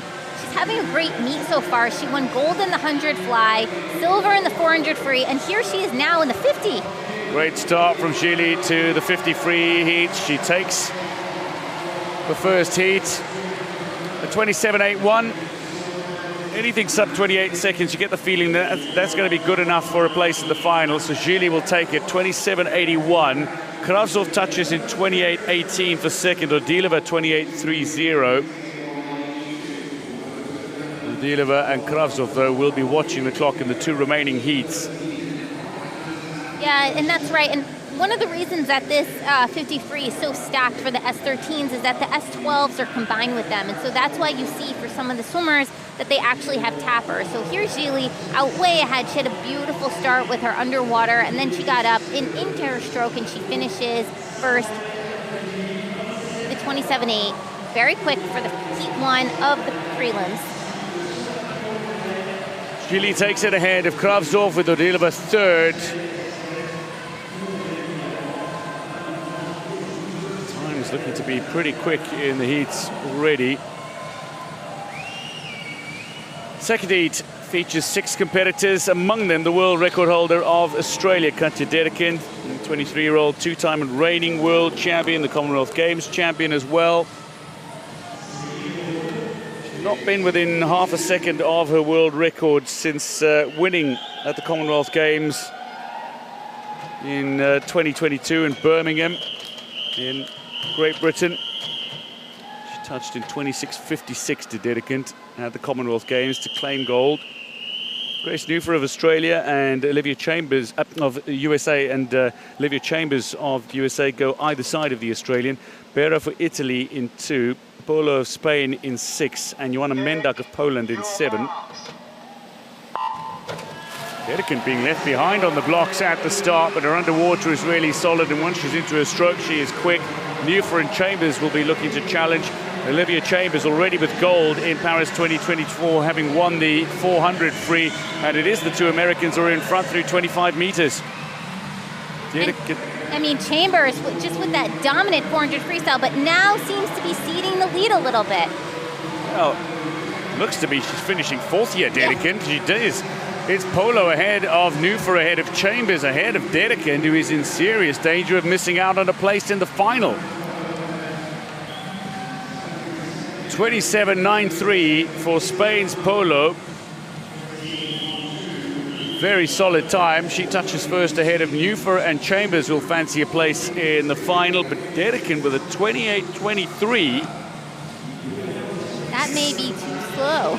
that start really let her down. Yeah, and Chambers, I mean, Chambers, is, we saw her just kill in the 400-meter freestyle, so sprinting's a little bit harder for her. And then here, Polo Lopez coming out of nowhere to get her hand on the wall first, and then Newfer, and then Chambers, and then Dedekind. So through the first 2 heats, it's Gili, Polo, and Newfer who are the quickest. Marianne Polo touches ahead of Americans Newfer and Chambers. Dedekind, the world record holder, in danger of missing out on a place in the final.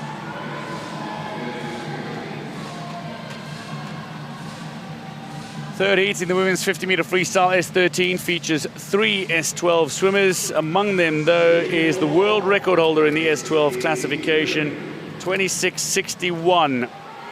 earlier this year in Berlin. Maria Gomes-Santiago, the Paralympic Games record at 26.82, set in Tokyo, on her way to gold in the S13 classification. Pan American Games gold medalist. Already the 100 backstroke gold medalist here in Paris. The 39-year-old goes in 4 as the favorite. Was one of 2 Brazilians. Your marks. Gia Pergolini gets away well in lane 5, the American with 100 back gold here. She goes in lane 5. And into a stroke quickly is Gomes-Santiago of Brazil. And she is not quite half a body length ahead of Pergolini, but Tsujuchi of Japan finds herself 3rd at the moment. Velio of Spain looking good for a 3rd place touch. Pergolini behind Gomes-Santiago, who is swimming really quickly here and comes to the wall in a Paralympic Games record time, 26.71. Qualifies quickest for the final. Pergolini touches 2nd. That is a fantastic swim from Maria Carolina Gomes-Santiago. She is only a 1/10 of a second off her own world record in the S12 classification. So qualifies quickest by nearly a full second in a 50-meter freestyle. And she's a 12, and she's swimming up with the S13. Here's the start. Gomes-Santiago. It's all about the start in this 50, and she gets in first. Gia Pergolini from the United States trying to keep with her, but this was all about Gomes-Santiago, and she went 26.71. That's the kind of domination in the prelim swim that we would expect from her. And that's what's going to make it so hard to get into finals for tonight. This was such a quick heat, a lot faster than the others. She gets that tap, times the finish really nicely. Pergolini coming in 2nd with 27.52, which is not bad. Confirming the results then in the 3rd heat of the women's 50 freestyle S13. Santiago, the S12 swimmer in Paralympic record time, 26.71. Touches first. She qualifies quickest as Gomes-Santiago, ahead of Pergolini, Gili, Polo, Newford, Chambers, Kravtsov and Velio, which means Dedican, the world record holder in S13, does not qualify for the final. The men's 100-meter breaststroke SB4 heats now.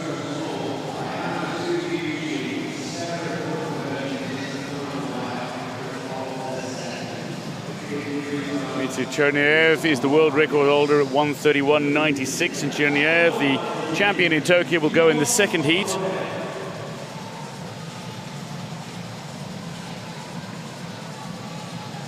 A first heat that features 5 competitors. Marcos Jimenez, still a teenager from Dominican Republic. Zulkifli of Malaysia, Greece's Tsapatakis, Bortuzzo of Italy, and Ukraine's Komarov go. Tsapatakis was bronze medalist in Tokyo. Zulkifli didn't have a bad race in Tokyo, but was disqualified. The Asian Paragames champion, though, will have an opportunity to get himself into the final with a good time in the heats. There are 10 competitors across the 2 heats, so only 2 swimmers will miss out on a place in the final.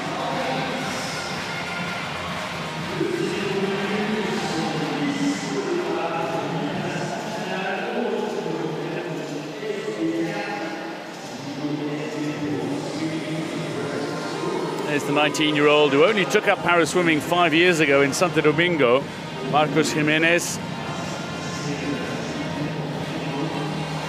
Italy's Manuel Bortuzzo will go in lane 5. There he is.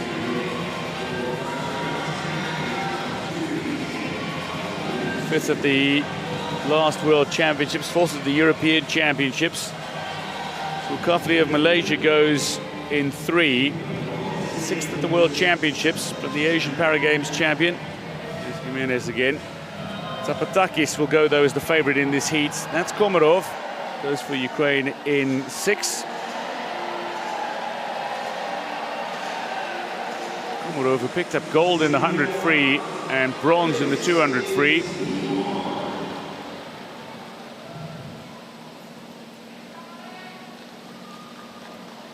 Bortuzzo going in 5, but Tsapatakis of Greece. This is his main event. He's the two-time and reigning world champion, although was beaten at the European Championships.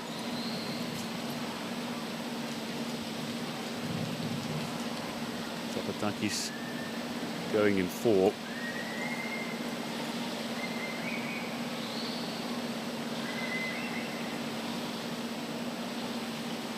Roughly of Malaysia in 3. All bar one of the swimmers start from the blocks. Komarov in the pool, but Tsapatakis and Bortuzzo fancy their chances in this 100-meter breaststroke SB4. Both be wanting to feature among the medals come the final. Early stages, Jimenez finds himself leading, but this is the 100-meter breaststroke SB4. Jimenez might not have the back-end pace of the Greek and the Italian swimmers going at 4 and 5. I think that's right. And for the SB4 classification, these swimmers are entirely on their arms, which makes the back half very difficult on the way home. And already you see Jimenez dropping off from behind. The Greek swimmer now about half a body, almost a body length ahead. He's going to touch first at the wall, nice two-hand touch. And you see no underwater pull-out whatsoever, which means it's critical that he gets right back into his stroke. None of them are breathing every single stroke. You see the Greek swimmer out in front, followed closely behind by Bortuzzo, the Italian. And for Tsapatakis, he was bronze in Tokyo, and then as you mentioned, the world champion in 2022 and 2023. So he's looking for that gold medal now, but I do think Cherniav is going to have something to say about that. He is the world record holder, and Tsapatakis trying to catch him, but is a bit off of his time there. So Tsapatakis, 15 meters to go, leads from Bortuzzo. Sulkafli is making up a little ground on the Italian here. It's a good, strong swim from Sulkafli, the Malaysian, who will likely touch third here. Coming to the wall first in a very fast time, a 1:37 is Tsapatakis. Bortuzzo comes to the wall now in 1:43 and Sulkafli at 1:45. Jimenez is just ahead of Komarov.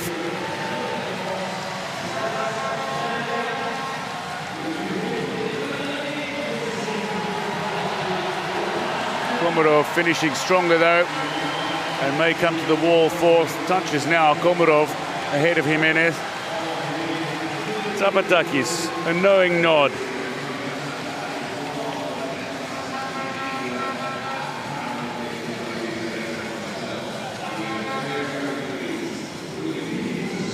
Bortuzzo with a 1:43, a good time. Tsapatakis with a very good landmark time, 1:37. Here's the start, and what the Greek swimmer does is he leans back and then uses his arms to push him in.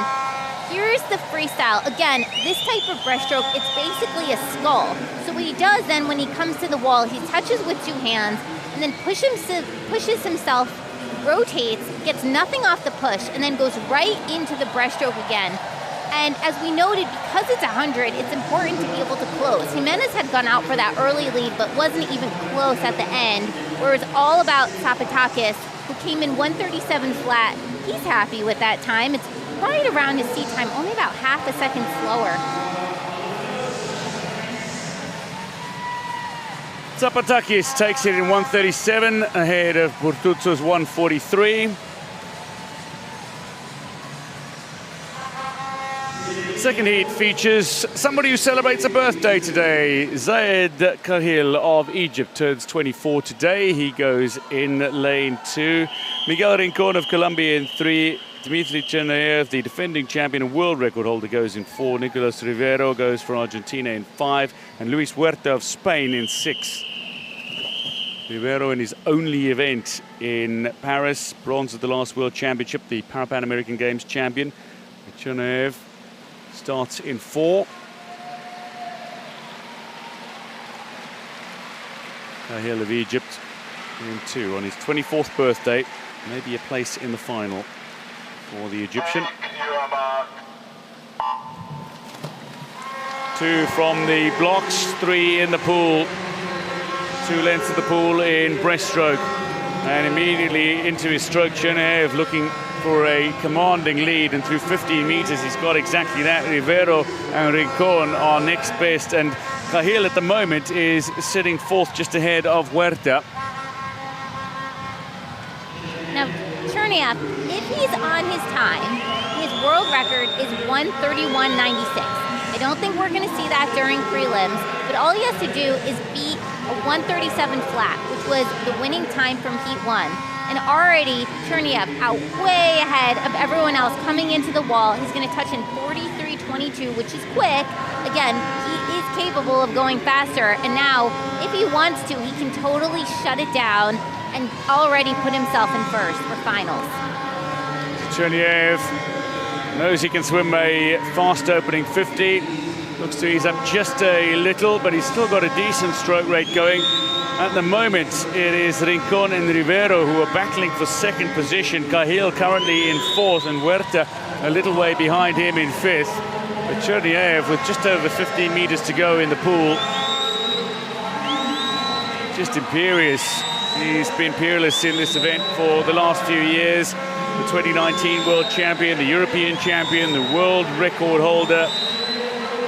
Set on his way to gold in Tokyo, will touch in 1:33.91, qualifies quickest. And while Zapatakis put down a very solid 1:37, that is some time. Rivero is going to touch second for Argentina and will be through to the final. Rincon third for Colombia. Cahill looking to touch in 1:53.50, and Huerta fifth.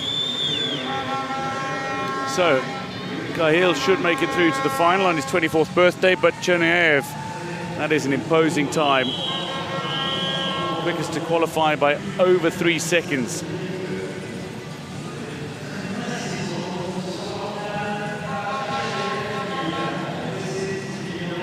And here's Cherniev off the start. He gets right into his stroke. And what makes him so powerful is he continues to pull through every step of the way. Some of the swimmers drop more into a scull, but they don't finish their stroke. But Cherniev does continue to do so. And you know, he went 1:33.91. The second fastest was from Zapatakis, who went 1:37 flat. So Cherniev could have even gone slower, but didn't. And we know he's capable of going 1:31 high. That's his world record. So if he goes, he looks to be swimming well, and if he goes even faster tonight, we could be seeing him challenge that world record. The 8 swimmers who advance to the final, Cherniev is chief among them, ahead of Zapatakis, Burtuzzo, Rivero, Zulkafli, Narvaez, Cahill, and Huerta.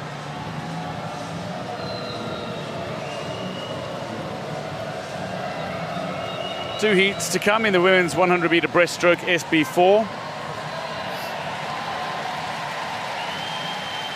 World record holder, the great Norwegian swimmer Sarah Louise Rung, 1:43.87, 1:43.99 is Ziani's Paralympic Games record.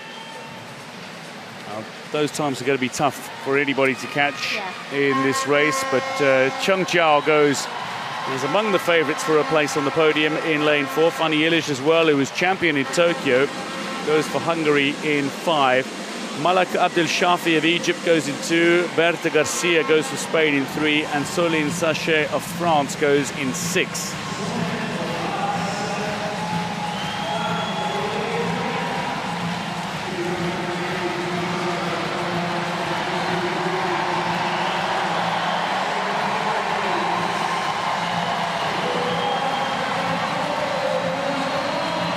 Chung has been champion at the Paralympic Games 3 times before, but never in this event.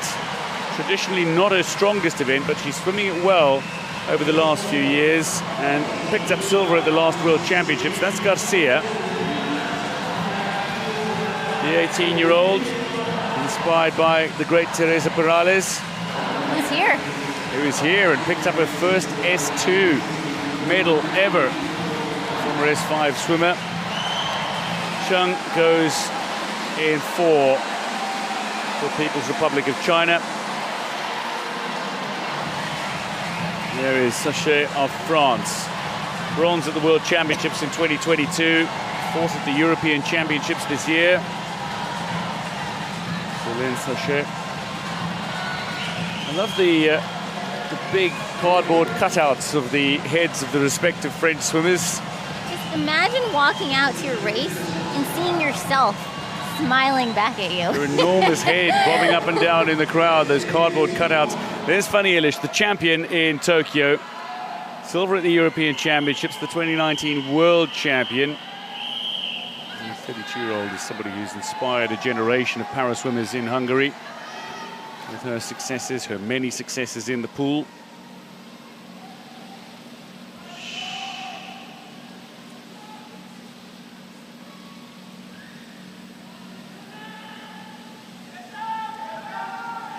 You see her having entered the pool from the side. Gets to her lane in 3 and is ready to start. All the swimmers in the pool for the start. Bar Sachet. Sachet from the blocks into the pool she goes, but into the stroke. Chung and Illich will be looking to set the pace, you would imagine. And Garcia, the only swimmer arguably who's capable of keeping pace with them. And one wonders if Sachet, inspired by swimming in front of home fans, will be able to rise to the occasion. It is Chung who's leading from Illich through the opening 25. Now they're just in their first lap, and it is Chung. You can see all the swimmers not breathing every stroke, and what they're doing is they're trying to increase their stroke rate. But this type of stroke, it's very difficult to maintain that second 50. So, you know, it's important if you're worried about not being able to make it home that you go out as fast as you can and try and get an early lead. But right now, Chung with the slight lead over the gold medalist from Tokyo, Fanny Isles. In terms of the swimming, these are swimmers though that have no use of their legs effectively. So this is basically all the arm pull. This is all the upper body work that's being done in the pool. That's right, and that's why your shoulders they start to burn that second 50. It's so hard, and often what happens is, while you're able to pull through during the first 50, sometimes during that second 50, your stroke, it becomes almost like a skull, and it really starts to tighten up, and that's exactly what's happening to Chung and Isles right now, although Isles really trying to come back at Chung and hang in there. Well, Illich is coming back at Chung, making a race of it in the heats. These two, side by side, the Chinese swimmer just ahead, maybe looking to hold on. Is Illich got enough in the closing stages to touch first? It's going to be a very tight race, and they're looking to touch it just outside 150 here. Illich just behind Chung by 0.05 of a second. How tight was that heat? Garcia will touch third, sub 2 minutes in 1:59.85. It'll be Sachet who touches fourth, and in with a chance of qualifying for the final with the 2:03.98. But it will be some weight. Abdel Shafi of Egypt coming to the wall now. Abdel Shafi, who made the final in Tokyo, maybe unlikely to make the final here. Chung Jiao has the victory in the first heat, but only by 0.05 of a second from the Hungarian Illich.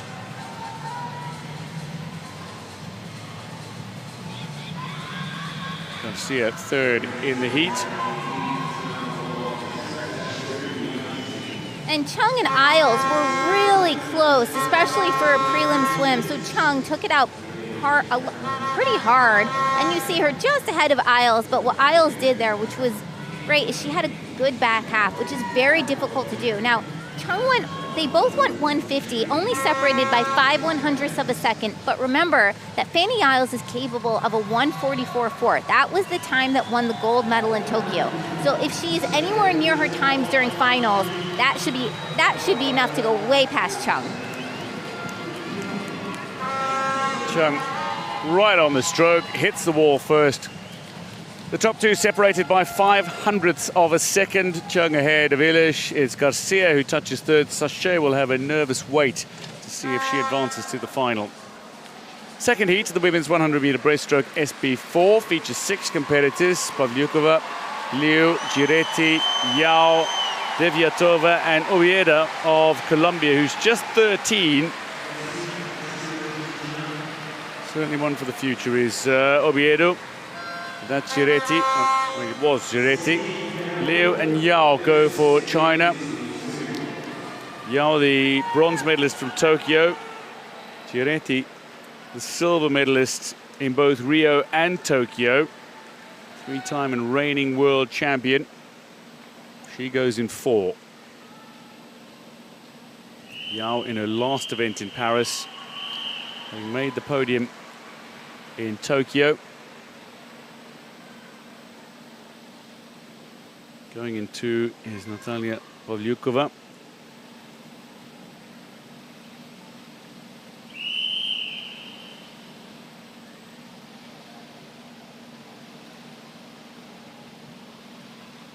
Take your marks. Giretti from the blocks into the water she goes as the European champion, as the world champion. She's some way behind the 2 Chinese swimmers in the early stages, but that won't concern her. Also going out nicely in the early stages is Pavlyukova. Liu and Yao leading. It's Yao in particular who is swimming really well. It was a great battle between Giretti and Yao at the World Championships. It was eventually won by Giretti in Manchester. Now, here are the swimmers, again, as we saw in the first heat, they're all using their arms. Now, what Giretti does is interesting. She is breathing to the right. She doesn't lift her head up and out of the water. Instead, she turns it to the right. And then right next to her, you see Yao, who's turning her head a little bit to the left. So the two of them are staring right at each other every time they go to breathe. And Yao, with a slight lead coming into the first 50 with a 52.82, but Giretti not far behind, and she's surrounded by the 2 Chinese swimmers. She's got Yao and she's got Liu. Both of them, all of them, very close right now. So not going out quite as quickly as the first heat in this second heat. But Giretti's got herself in front, and that's what is most significant for the Italian, having turned 3rd at the 50-meter mark. She looks to be in front, although Liu is not letting her get away. Yao is falling further and further behind, 25 meters to go, and the Italian is in front, but by a little more than a swim cap. That's right, and now Giretti breathing to her right. So now she can see Liu, who's right there. Liu, who's challenging her, but Giretti does seem to be pulling away a little bit here at the end. Giretti showing her dominance in closing speed in the closing stages of this race. A creditable performance by Liu, the 150 IM gold medalist in Tokyo. Giretti touches in 152.79 ahead of Liu. Yao touches 3rd in 155. So not the fastest heat, but Giretti will have lane 3 for the final. Liu and Yao both comfortably through to the final as well with their times, 154 and 155 respectively. Diviatova 159, and Oviedo, one to watch for the future, is the 13-year-old Colombian, touches in 2:16.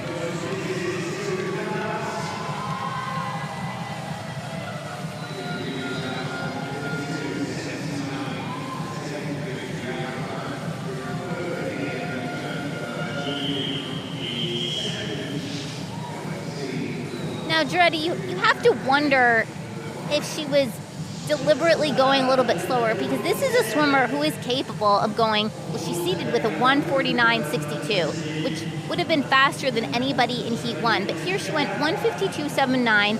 She seemed to be in a bit of a battle with Yao during the first 50, and then Liu during the second, and then it was really at the end where she just went out ahead, coming in 152.79. So she's not even going to go into this 100-meter breaststroke seated first. She's going to go in seated second, and she has a race with Chung and Isles from Heat 1 in tonight's final.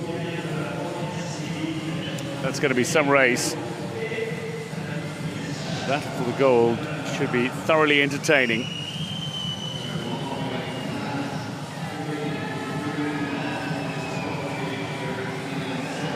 Confirming the official results, Oviedo is disqualified, but does not change the results for the top 3. It's Giretti who takes it. Advancing to the final, 3 swimmers from China.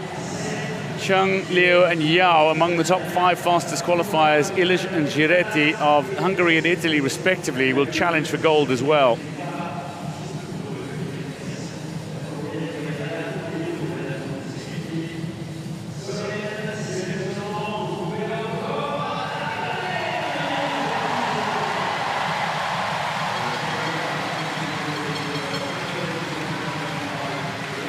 2 heats to come in the men's 200-meter freestyle S2.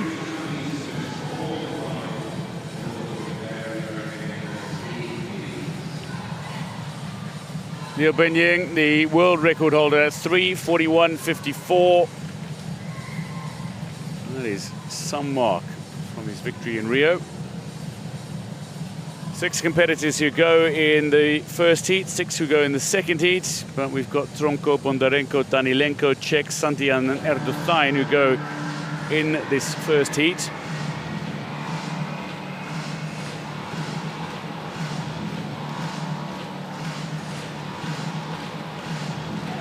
Tronko goes for Mexico in lane 2. Bondarenko goes for Ukraine in 3. Danilenko, the neutral Paralympic athlete, as the Tokyo bronze medalist, goes in 4. Jacek Čech of Poland in 5. Rodrigo Santillan of Peru goes in 6. And Mikel Erdoğan of Spain, the 21-year-old who's 6th at the European Championships, goes in lane 7.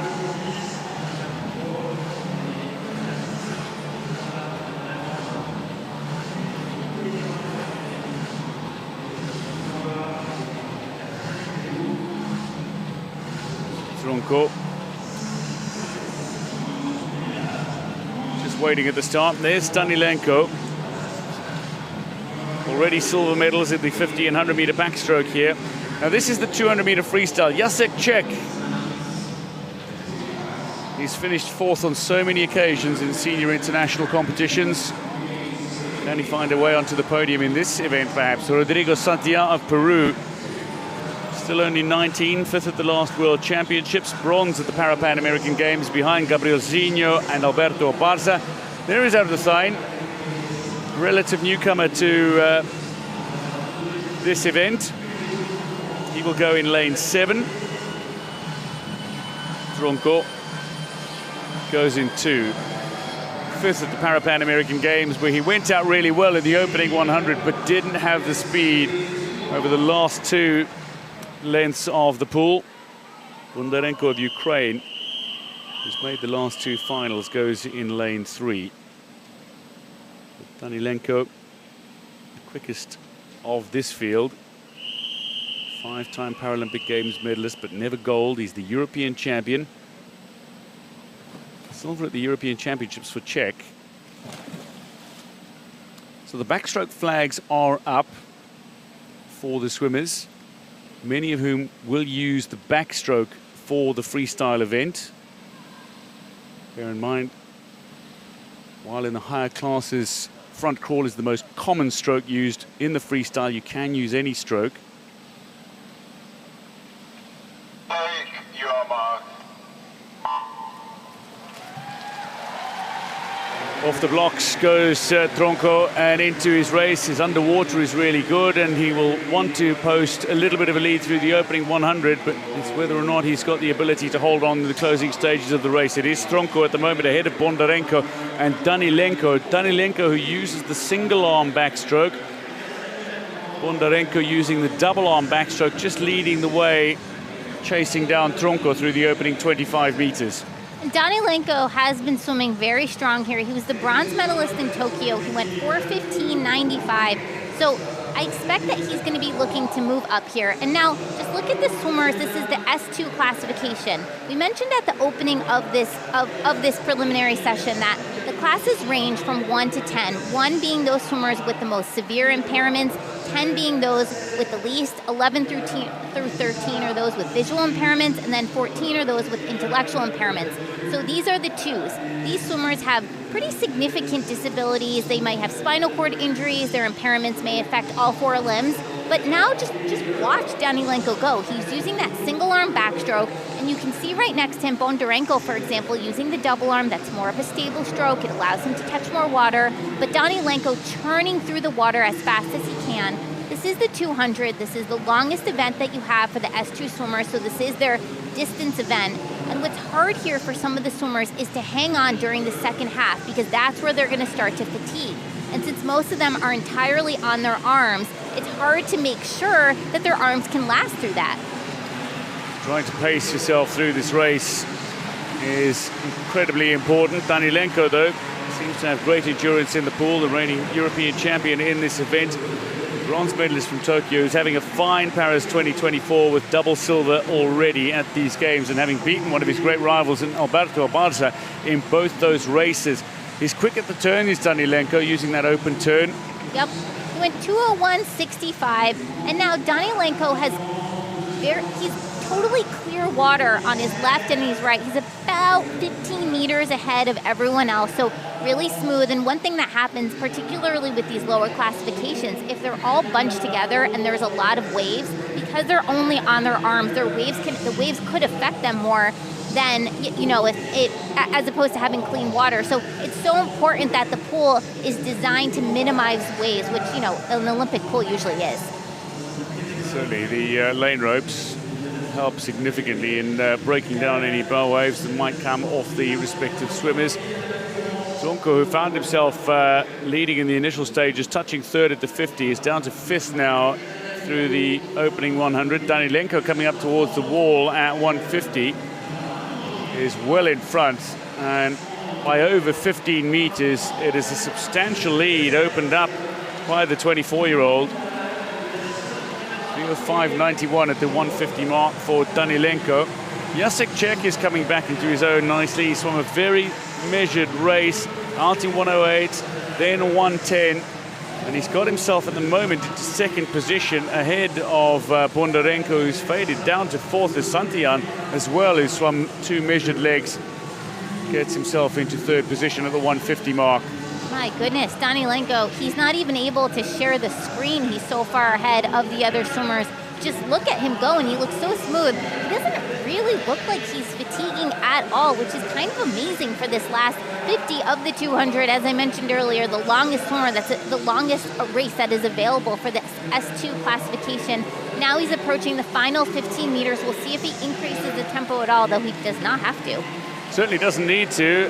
Danilenko, I think, is just happy to conserve a little energy, having built up a lead of nearly 20 meters in the pool. Danilenko is going to close out victory in heat one of the men's 200-meter freestyle S2 by some margin. He posts a 4:13.58, so a little off his best. But in the heats, that's the kind of time you're going to take, because realistically, there's probably only one swimmer that can touch that time in the heats. Second, Jacek Čech, who was silver at the World Championships last year and at the last European Championships, behind Danilenko, and the European Championships in Funchal. Touches second now for Poland. Rodrigo Santillan. He gets to the wall now with another 1:12 swim over that last 50. And then Bondarenko should touch fourth. Place finisher at the World Championships last year. And then Trunko to the wall fifth, just outside the 5-minute mark. Erdogan is turned at the 150 mark. He's still got another 45 meters in the pool, the young Spaniard, a 21-year-old. I mentioned he's relatively new to this stroke. This is his third and final event at Paris 2024. He finished just outside a place in the finals in both the 50-meter backstroke and the 100-meter backstroke, but he's somebody who's come to his first Paralympic Games under coach Natalia Fulgaro, trains out of Irandio Baitan club in Spain, and just looking to post perhaps personal bests. He has his own individual milestones he'll look to achieve in his first major international competition. And I mean, for his first major international competition, before a crowd like this, and you wonder, does it make him nervous or does it make him excited? I hope the cheers from the French crowd are, helping him and energizing him, because you have so much adrenaline going into every single race.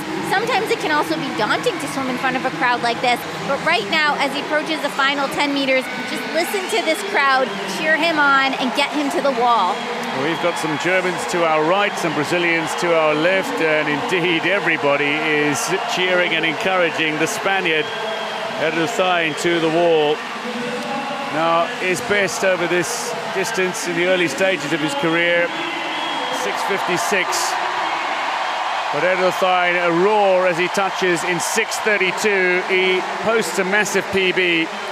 But Danilenko has taken this heat in 4:13 and will look for a place on the podium come final time.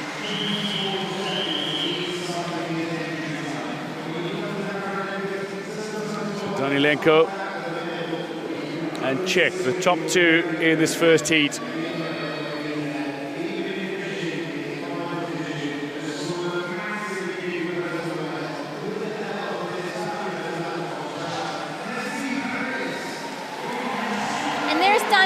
With that yellow cap right in the middle of the pool. He was not first off of the start, but by the end of the first 50 meters of the 200, which, 4 lengths of the pool, this race was over and it was his.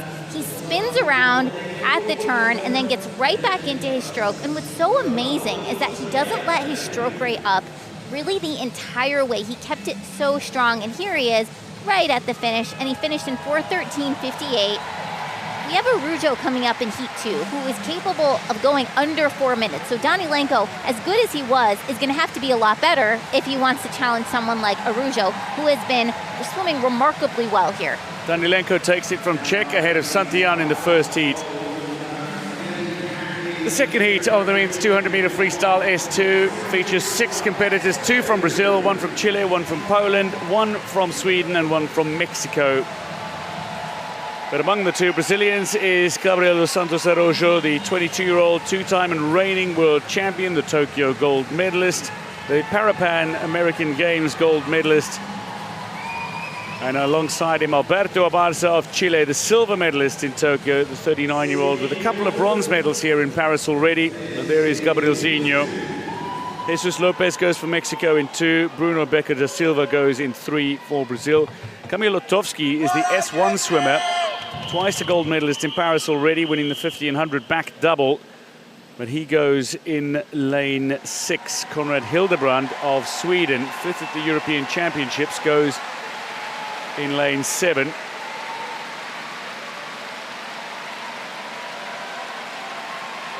Here is Bruno Becker da Silva, 7th at the last European Championships. Lotowski entering from the side of the pool. Making his way through the lanes to his lane, lane 6. He's the reigning S1 world champion. He's the world record holder in the S1 classification. Swam a 4:36 as an S2 swimmer, but has a world record at 4:39 as an S1 swimmer.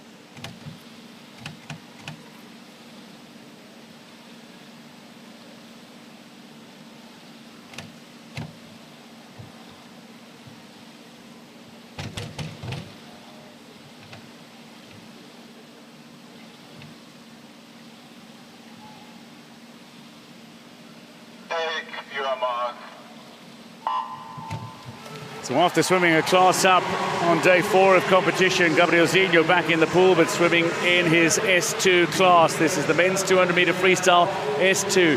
4 lengths of this 50-meter pool. And in the early stages, it's Gabrielzinho who's just conserving energy.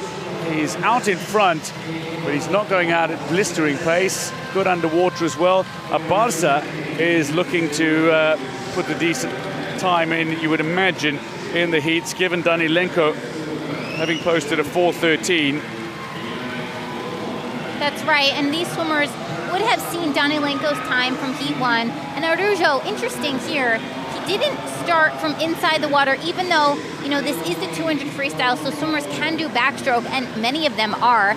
Araujo chose to start from the block, which is not how we're used to seeing. Instead, we usually see him start with that towel between his teeth, and he does that huge dive coming back. But this is Araujo's freestyle. Now he's on to the second 50. He's not super far ahead, just enough ahead of his good friend Abarza there in that pink cap. But another one to watch during this 200 is Otowski, who's been swimming remarkably well and looks to be sitting in about 4th here. Araujo has built up a good lead over his good friend Abarza, who's 17 years older than himself. These two, over the last 4 years, have certainly come to know one another particularly well. Alberto Abarza out in 57, as Araujo is out in 55. Just increasing his advantage a little in the next 100 meters now, coming up toward the halfway mark in this men's 200 freestyle S2. At the moment, it is Da Silva of Brazil who's got himself into 3rd position, and Otowski, the S1 swimmer, is 4th. But touching first at the 100 mark is Araujo of Brazil. Abarza Good turn for the Chilean. I do wonder if Otowski is going to make a move on the Brazilian during the second 100. Right now, Araujo way out in front, but he seems to be laying off the gas a little bit here. You can see his kick going a little slower. Abarza maybe gaining some ground on Araujo during this third lap. I mean, Araujo, he's had a very heavy set of events so far. He's already won a gold medal. He set the world record in the 150-meter individual medley during day 4. We're not usually accustomed to seeing him doing the 150-meter individual medley, and he swam up a class there. But here comes Abarza trying to make a move on his good friend here in the third 50. Yeah, Abarza, he's one of the all-time greats. He won 5 consecutive World Paraswimming Series titles between 2017 and 2022, times at which he was beating Gabriel Zinho, a man who still trains for around 5 hours a day at the National Stadium in Santiago, and he was flag bearer for his country at the opening ceremony of the Tokyo Paralympic Games. That's a great turn, though, from Gabriel Zinho, who's into the final 50, just pulling away a little from Abarza, who was born with Charcot-Marie Tooth syndrome, a neurodegenerative disease which causes progressive muscle tissue loss. Exactly, and what Abarza did right there is he used his turn so well. He got a little bit of height and then dove under and is able to use the lower half of his body like a flipper, which he then uses to get himself a bit of a lead, and now he's just hanging on. You saw him gave up a little bit of ground to Abarza, but right now he took back the lead and seems to be extending it during this last 50. He is extending it. Abarza, though, it's interesting to see, while Gabriel Zinho, it's interesting to see he didn't start in the water, as you say, with the towel in the mouth, as he so often does. Abarza, it's also interesting to see, is swimming the double-arm backstroke in the heat. Now, he sometimes swims the single-arm backstroke in the finals. It will be intriguing to see which stroke he decides to use in the final. But Gabriel Zinho is coming to the wall now to better the 4:13 laid down by Danilenko in the first heat. It's a 4:11.33. Abarza will touch second in 4:14. A good time for Abarza. That's about his best over the last year. Watch out for Otowski's time, though, as he comes to the wall. Third will be Da Silva of Brazil. He'll touch just outside 4:30 and 4:31.17. Otowski, it'll be tight to see whether or not he can set another world record in the race. I think he's going to be just outside it here and comes to the wall in 4:43, just outside it. But that will be a Paralympic record, having not been set at the Paralympic Games previously. So here's 4:43.27. Still in the pool is Conrad Hildebrand and Jesus Lopez. Lopez touches now in 5:02. Hildebrand, a man who has represented Sweden in wheelchair rugby. He helped Sweden win the 2017 European Championships. They finished 8th at the World Championships in Australia in 2018. But a man who also competed in go-karting in years gone by, who works as a freelance esports commentator. He's coming to the wall now. If he can better 5:29, you would imagine he'll be very happy with his swim, despite the fact that it won't be enough to see him into the final. Hildebrand to the wall for Sweden. Touches now in 5:43.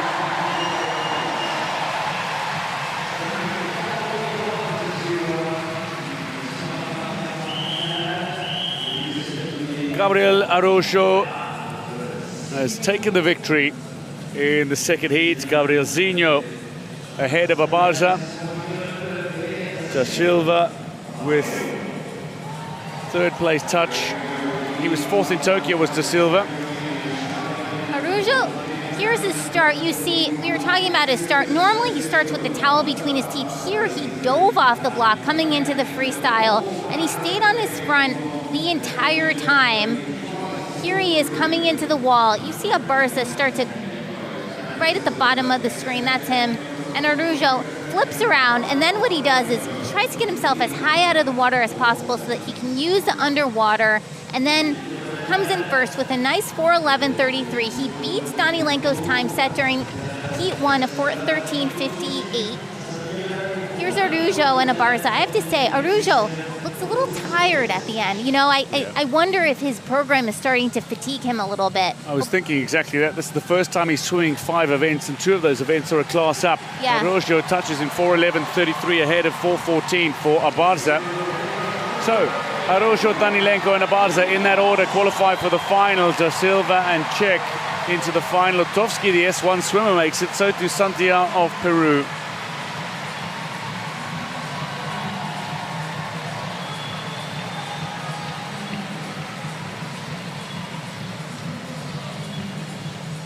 Undoubtedly a crowd favourite, the ever-entertaining Gabriel Zinho, with victory in the second heat, fastest to qualify for the final. This is the very last event on the programme for this preliminary session. It's the mixed 4x100 medley relay 34 points heats. There are 2 heats to come. Netherlands are the world record holders, 4:26.54 set earlier this year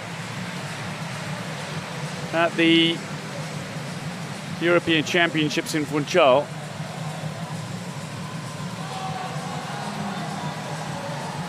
Japan, Australia, Italy, Brazil and United States of America go in the first heat. So 5 countries, each with 4 competitors.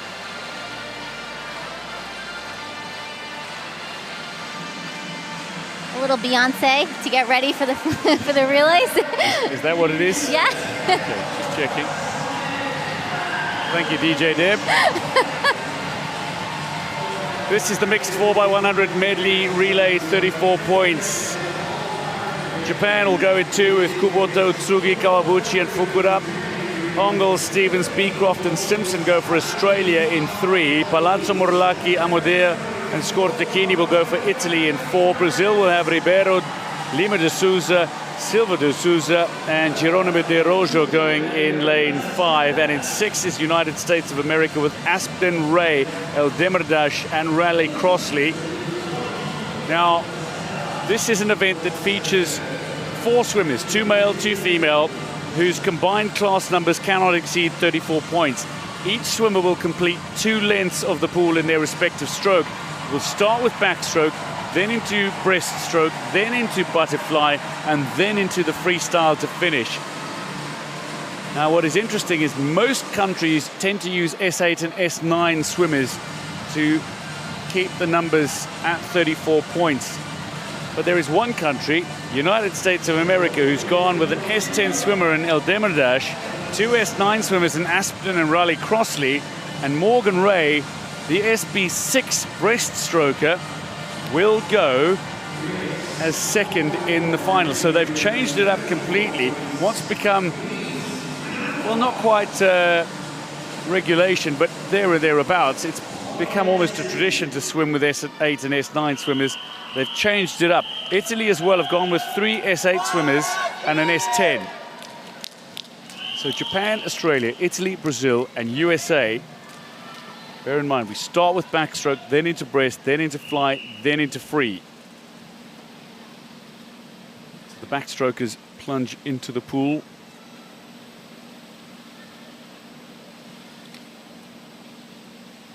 Take your marks. Getting away in the mixed 4x100 medley relay, 34 points. This is a race that is very difficult to call in so many different respects because of the level of the class of each competitor per leg, with the lower class swimmers facing a challenge of trying to keep up with the higher classes and with the male athletes swimming against female athletes. So what you have is Kubota, male swimmer, leading the way ahead of Ongles of Australia.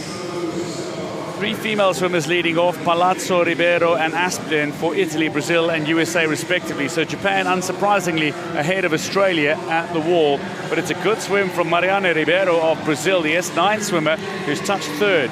That's right, and it's almost impossible to call this race and who's going to be in 1st, 2nd and 3rd because it does change every single step of the way. So right now, Japan out to that early lead. And we talked about using S8s and S9s, but ultimately, there's no one way to do it. It's whatever is your fastest combination, and that's what ends up happening. But, you know, that does become very difficult if you have a 6 swimming against a 10 or a 9, because the 6 just typically can't keep up. Trying to find your fastest combination. Get out the calculators and the Excel spreadsheets, right?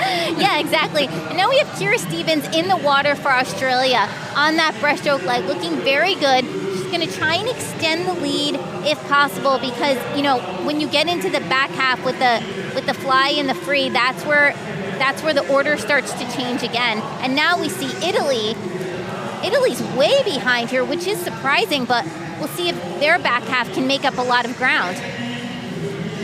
So again, we've got a situation with male and female swimmers swimming against one another. Australia ahead of Brazil at the moment. Kira Stevens in the pool for Australia, and Brazil's Juan Felipe Lima de Souza is in the pool. Then they will have Gabriel da Silva de Souza in the pool, an S8 male swimmer against Emily Beecroft.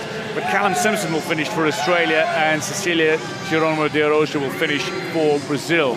So Brazil need to carve out a commanding lead in this leg if they are to challenge Australia for the win. Yeah, exactly. And some of the countries also, they're going to change their order, or they're going to change their lineup going from prelims to finals. Right now, the purpose of this team is to get the country a lane for finals. Brazil going into the water first, followed by Australia, and it looks like Italy really came back now, just ahead of the United States.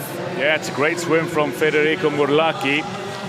He's got Italy right back in it. Alberto Amadea in the pool now, S8 swimmer, and they'll have Alessia Scortacchini, the S10 swimmer, to swim the freestyle leg. But it is Brazil who lead Australia, with Italy third at the moment, although USA through El Demirdash in the fly leg, who's looking to give USA a good chance of setting a time for a better lane in the final. Yep, but can good fly leg. Very good, but can Italy come back and put them into third? Right now, though, Brazil looking very strong with a commanding lead as they hand it off to their final leg for a freestyle. It'll be S8 swimmer Cecilia Geronimo de Araujo to finish for Brazil, but she'll be up against a fellow S8 swimmer, but male swimmer from Australia, and Callum Simpson. Is the lead big enough for Brazil to take the heat? El Demirdash is swimming masterfully, and Riley Crossley will have a say for Australia, undoubtedly, in the closing stages of this final. Maybe a chance of chasing down De Araujo of Brazil. Whoa, but here comes Australia looking really strong. I do think Caleb Simpson is probably, going to go right past and put Australia into first coming into the final tonight. Watch Riley Crossley against Cecilia Geronimo de Araujo. Riley Crossley might take USA into second here. Australia should claim it with Simpson in the pool. He might be an S8 swimmer, but the male swimmer is going faster. Riley Crossley coming up towards the shoulder now of the Brazilian swimmer. And 25 meters to go. Riley Crossley has got herself in front. Italy are coming back as well through Scortacchini, and maybe Brazil will finish fourth in this race. But it's going to be Australia who will touch first in lane 3 in a 4:33.32. It's Australia ahead of USA. Brazil will hold on to third, but not by much from Italy. 4:39.35 for the Italians, maybe enough to see them into the final. But a great swim, wonderful combination from the Australians, Ongle, Stevens, Beecroft and Simpson. Touching now Japan through Fukuda at the wall.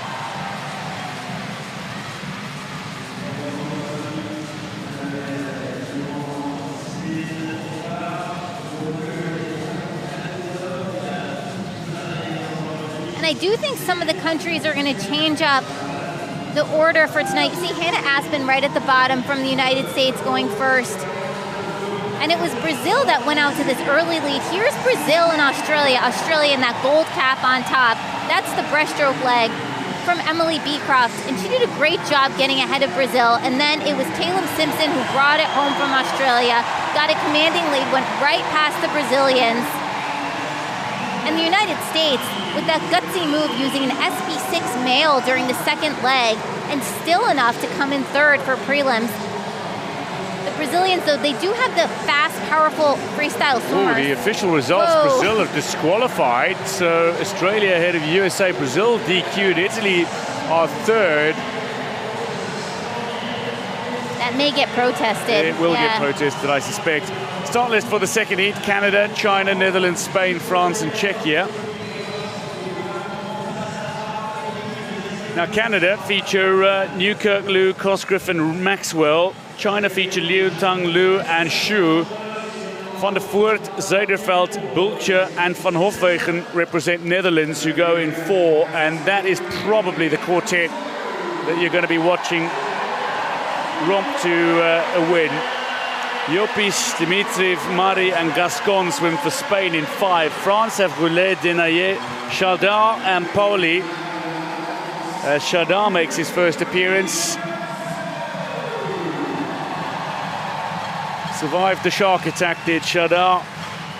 Swims as an S6 swimmer. Czechia go in 7 with Borska, Strasik, Keshnar and Dushkova. This crowd is going to go nuts for the French team. They already are. You have to imagine. But Netherlands, they are the world record holders, and the 4:26.54 just a few months ago with this quartet. This is some swim. Maybe not in the heats where you're looking to make sure you make no mistakes at the changeovers. The changeovers will be a lot slower in the heats as competitors make sure they are not disqualified for an error at the changeover.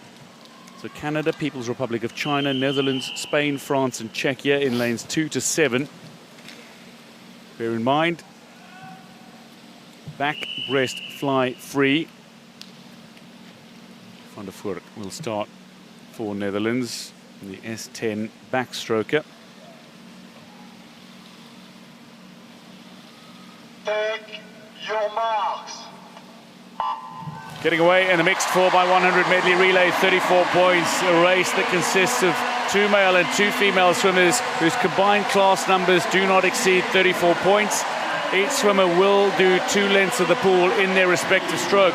Backstroke here, Van der Voort is looking well out in front, ahead of Llopis of Spain, the S8 swimmer, and indeed ahead of Liu Fengqi, the male swimmer from China. China, the only country who are starting male-male and then going female-female, but Netherlands with a sensational early lead here as they go S10, SB9, S9, S6. Right, and Canada also starting with an S6. That's a bold move. Sometimes, though, you know, when we talk about starting with an S6, the country may not have a choice. It really depends on which swimmers they have and in which classification. Right now, out in the lead, as we had expected, the Netherlands going very strong, starting out with an S10 backstroker. And here, he's going to get his hand on the wall first. Going to come in a 58.76 and then hands it off to Chantal Zuiderveld. Zuiderveld will swim the breaststroke leg already after gold in the pool at Paris 2024. This lead will be substantial, you suspect, for Netherlands, and they will have female swimmer Bultje to come and then Thijs van Hofwegen to bring it home. China, though, will come back at Netherlands, and so too Spain. Dimitriv in the pool for Spain. It's Denayer in the pool for France, and he's just gone into 3rd position. As Tang is in the pool for China and looking to make up a little bit of ground now on Zuiderveld. Now, I will note that the Netherlands, they're ending with the 6. Their last leg is going to be a male S6 swimmer.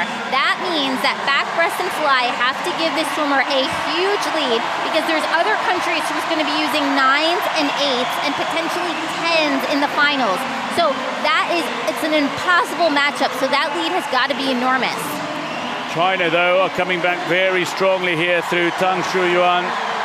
Bultje's got some work to do in the 3rd leg. China, though, will be 2nd potentially at the wall, maybe 3rd, depending on this incredible swim from Denayer. Inspired again. Netherlands do touch first. Only just 2nd ahead of France are China, but they've got 2 female swimmers to come in, Lu Weiyuan and Xu Jialing.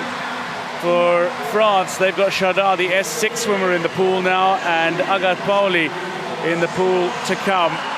Leading the way is Florian Bultje in the fly leg, the S9 swimmer from Netherlands. About 10 meters over Chardin and Lou.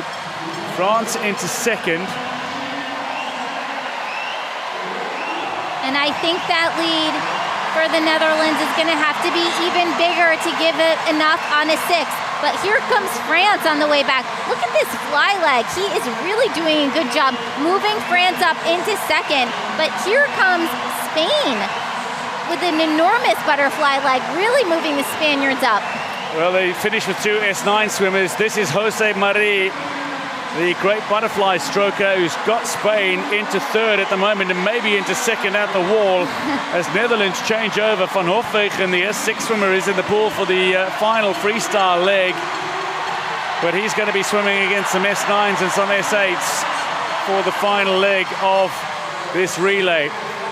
It is Spain in second, Sarai Gascon in the pool, Agathe Pauli of France is in the pool now, and Xu Jialing, the S9 swimmer from China. So 3 S9 female swimmers battling it out against Thijs van Hofwegen. He's a male swimmer, but an S6 swimmer of Netherlands. That lead is not, though, being eaten into.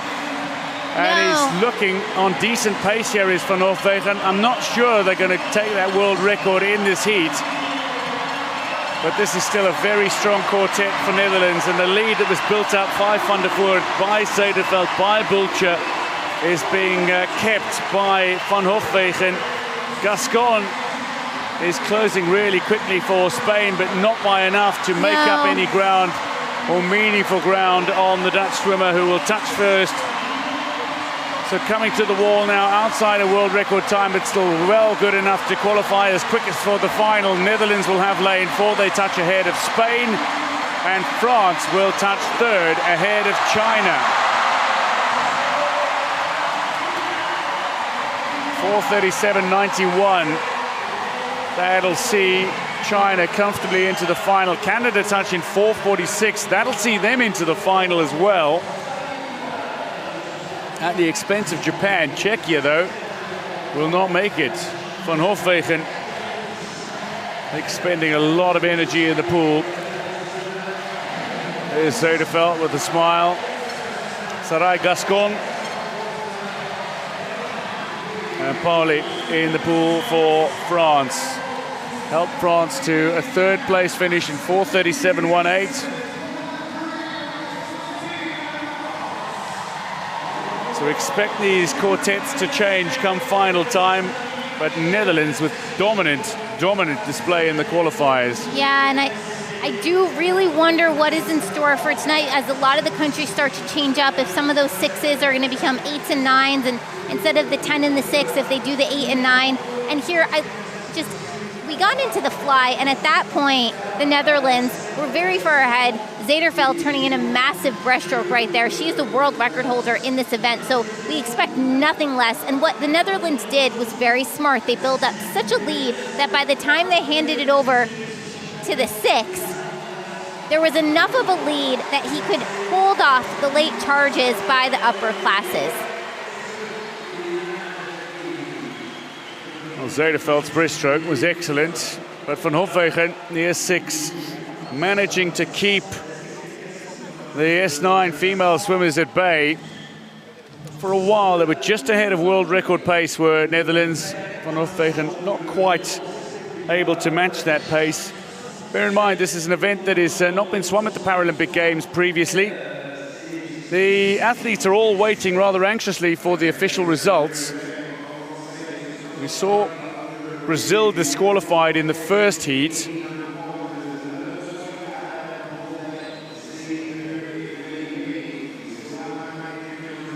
We do need to await the official results.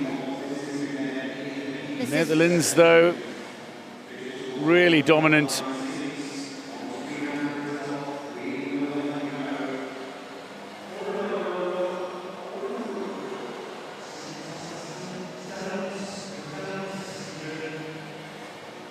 Van der Voort and Zederveld alongside one another. Van Hofwegen is looking a little nervous here. Zederveld is looking a little nervous. Yeah. Because the official results have not come out yet, and it's not uncommon to see disqualifications during the qualifying stages of the relays. Oftentimes it has to do with the changeovers.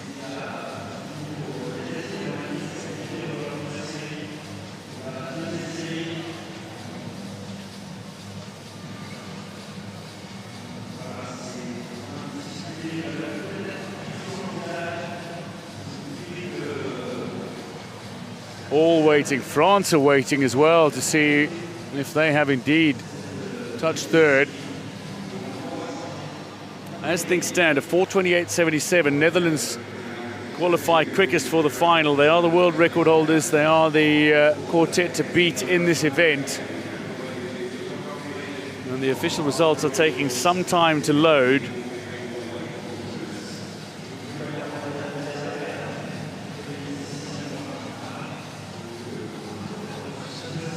France don't look quite so nervous. Neither do Canada. And China also waiting in the background to see if their results stand.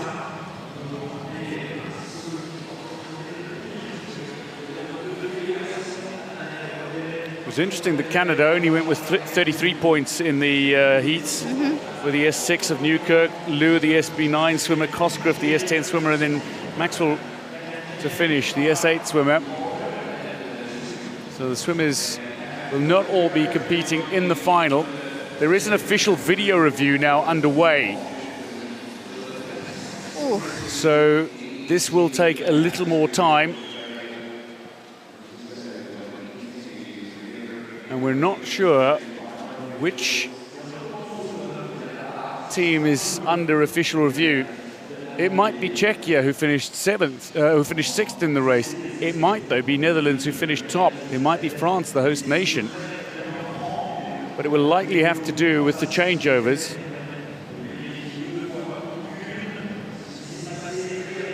The results have not been verified yet. Under review. Now, Brazil were disqualified from the first heat.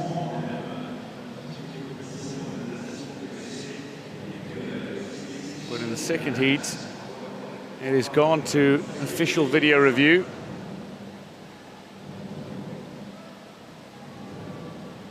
Just a reminder that both the swimming and athletics events at the Paralympic Games of 2024, it is a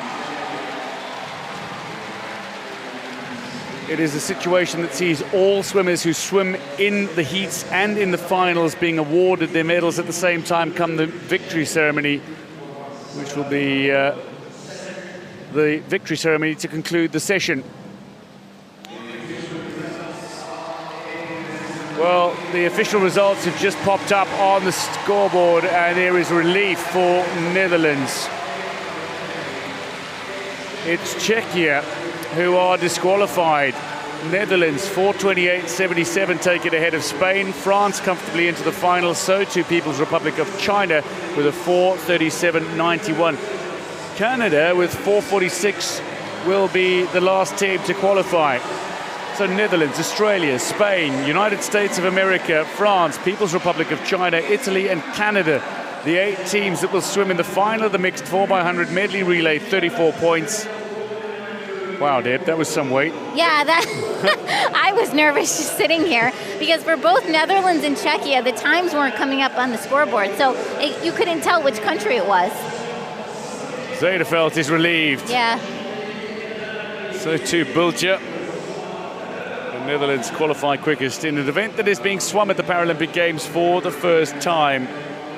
So that's 2 DQs, Brazil and Czechia. But I bet they're going to get protested. So Canada might be in trouble if the disqualification of Brazil is overturned. Right. It'll be Canada who miss out on a place in the final. But that is ultimately where we end the session.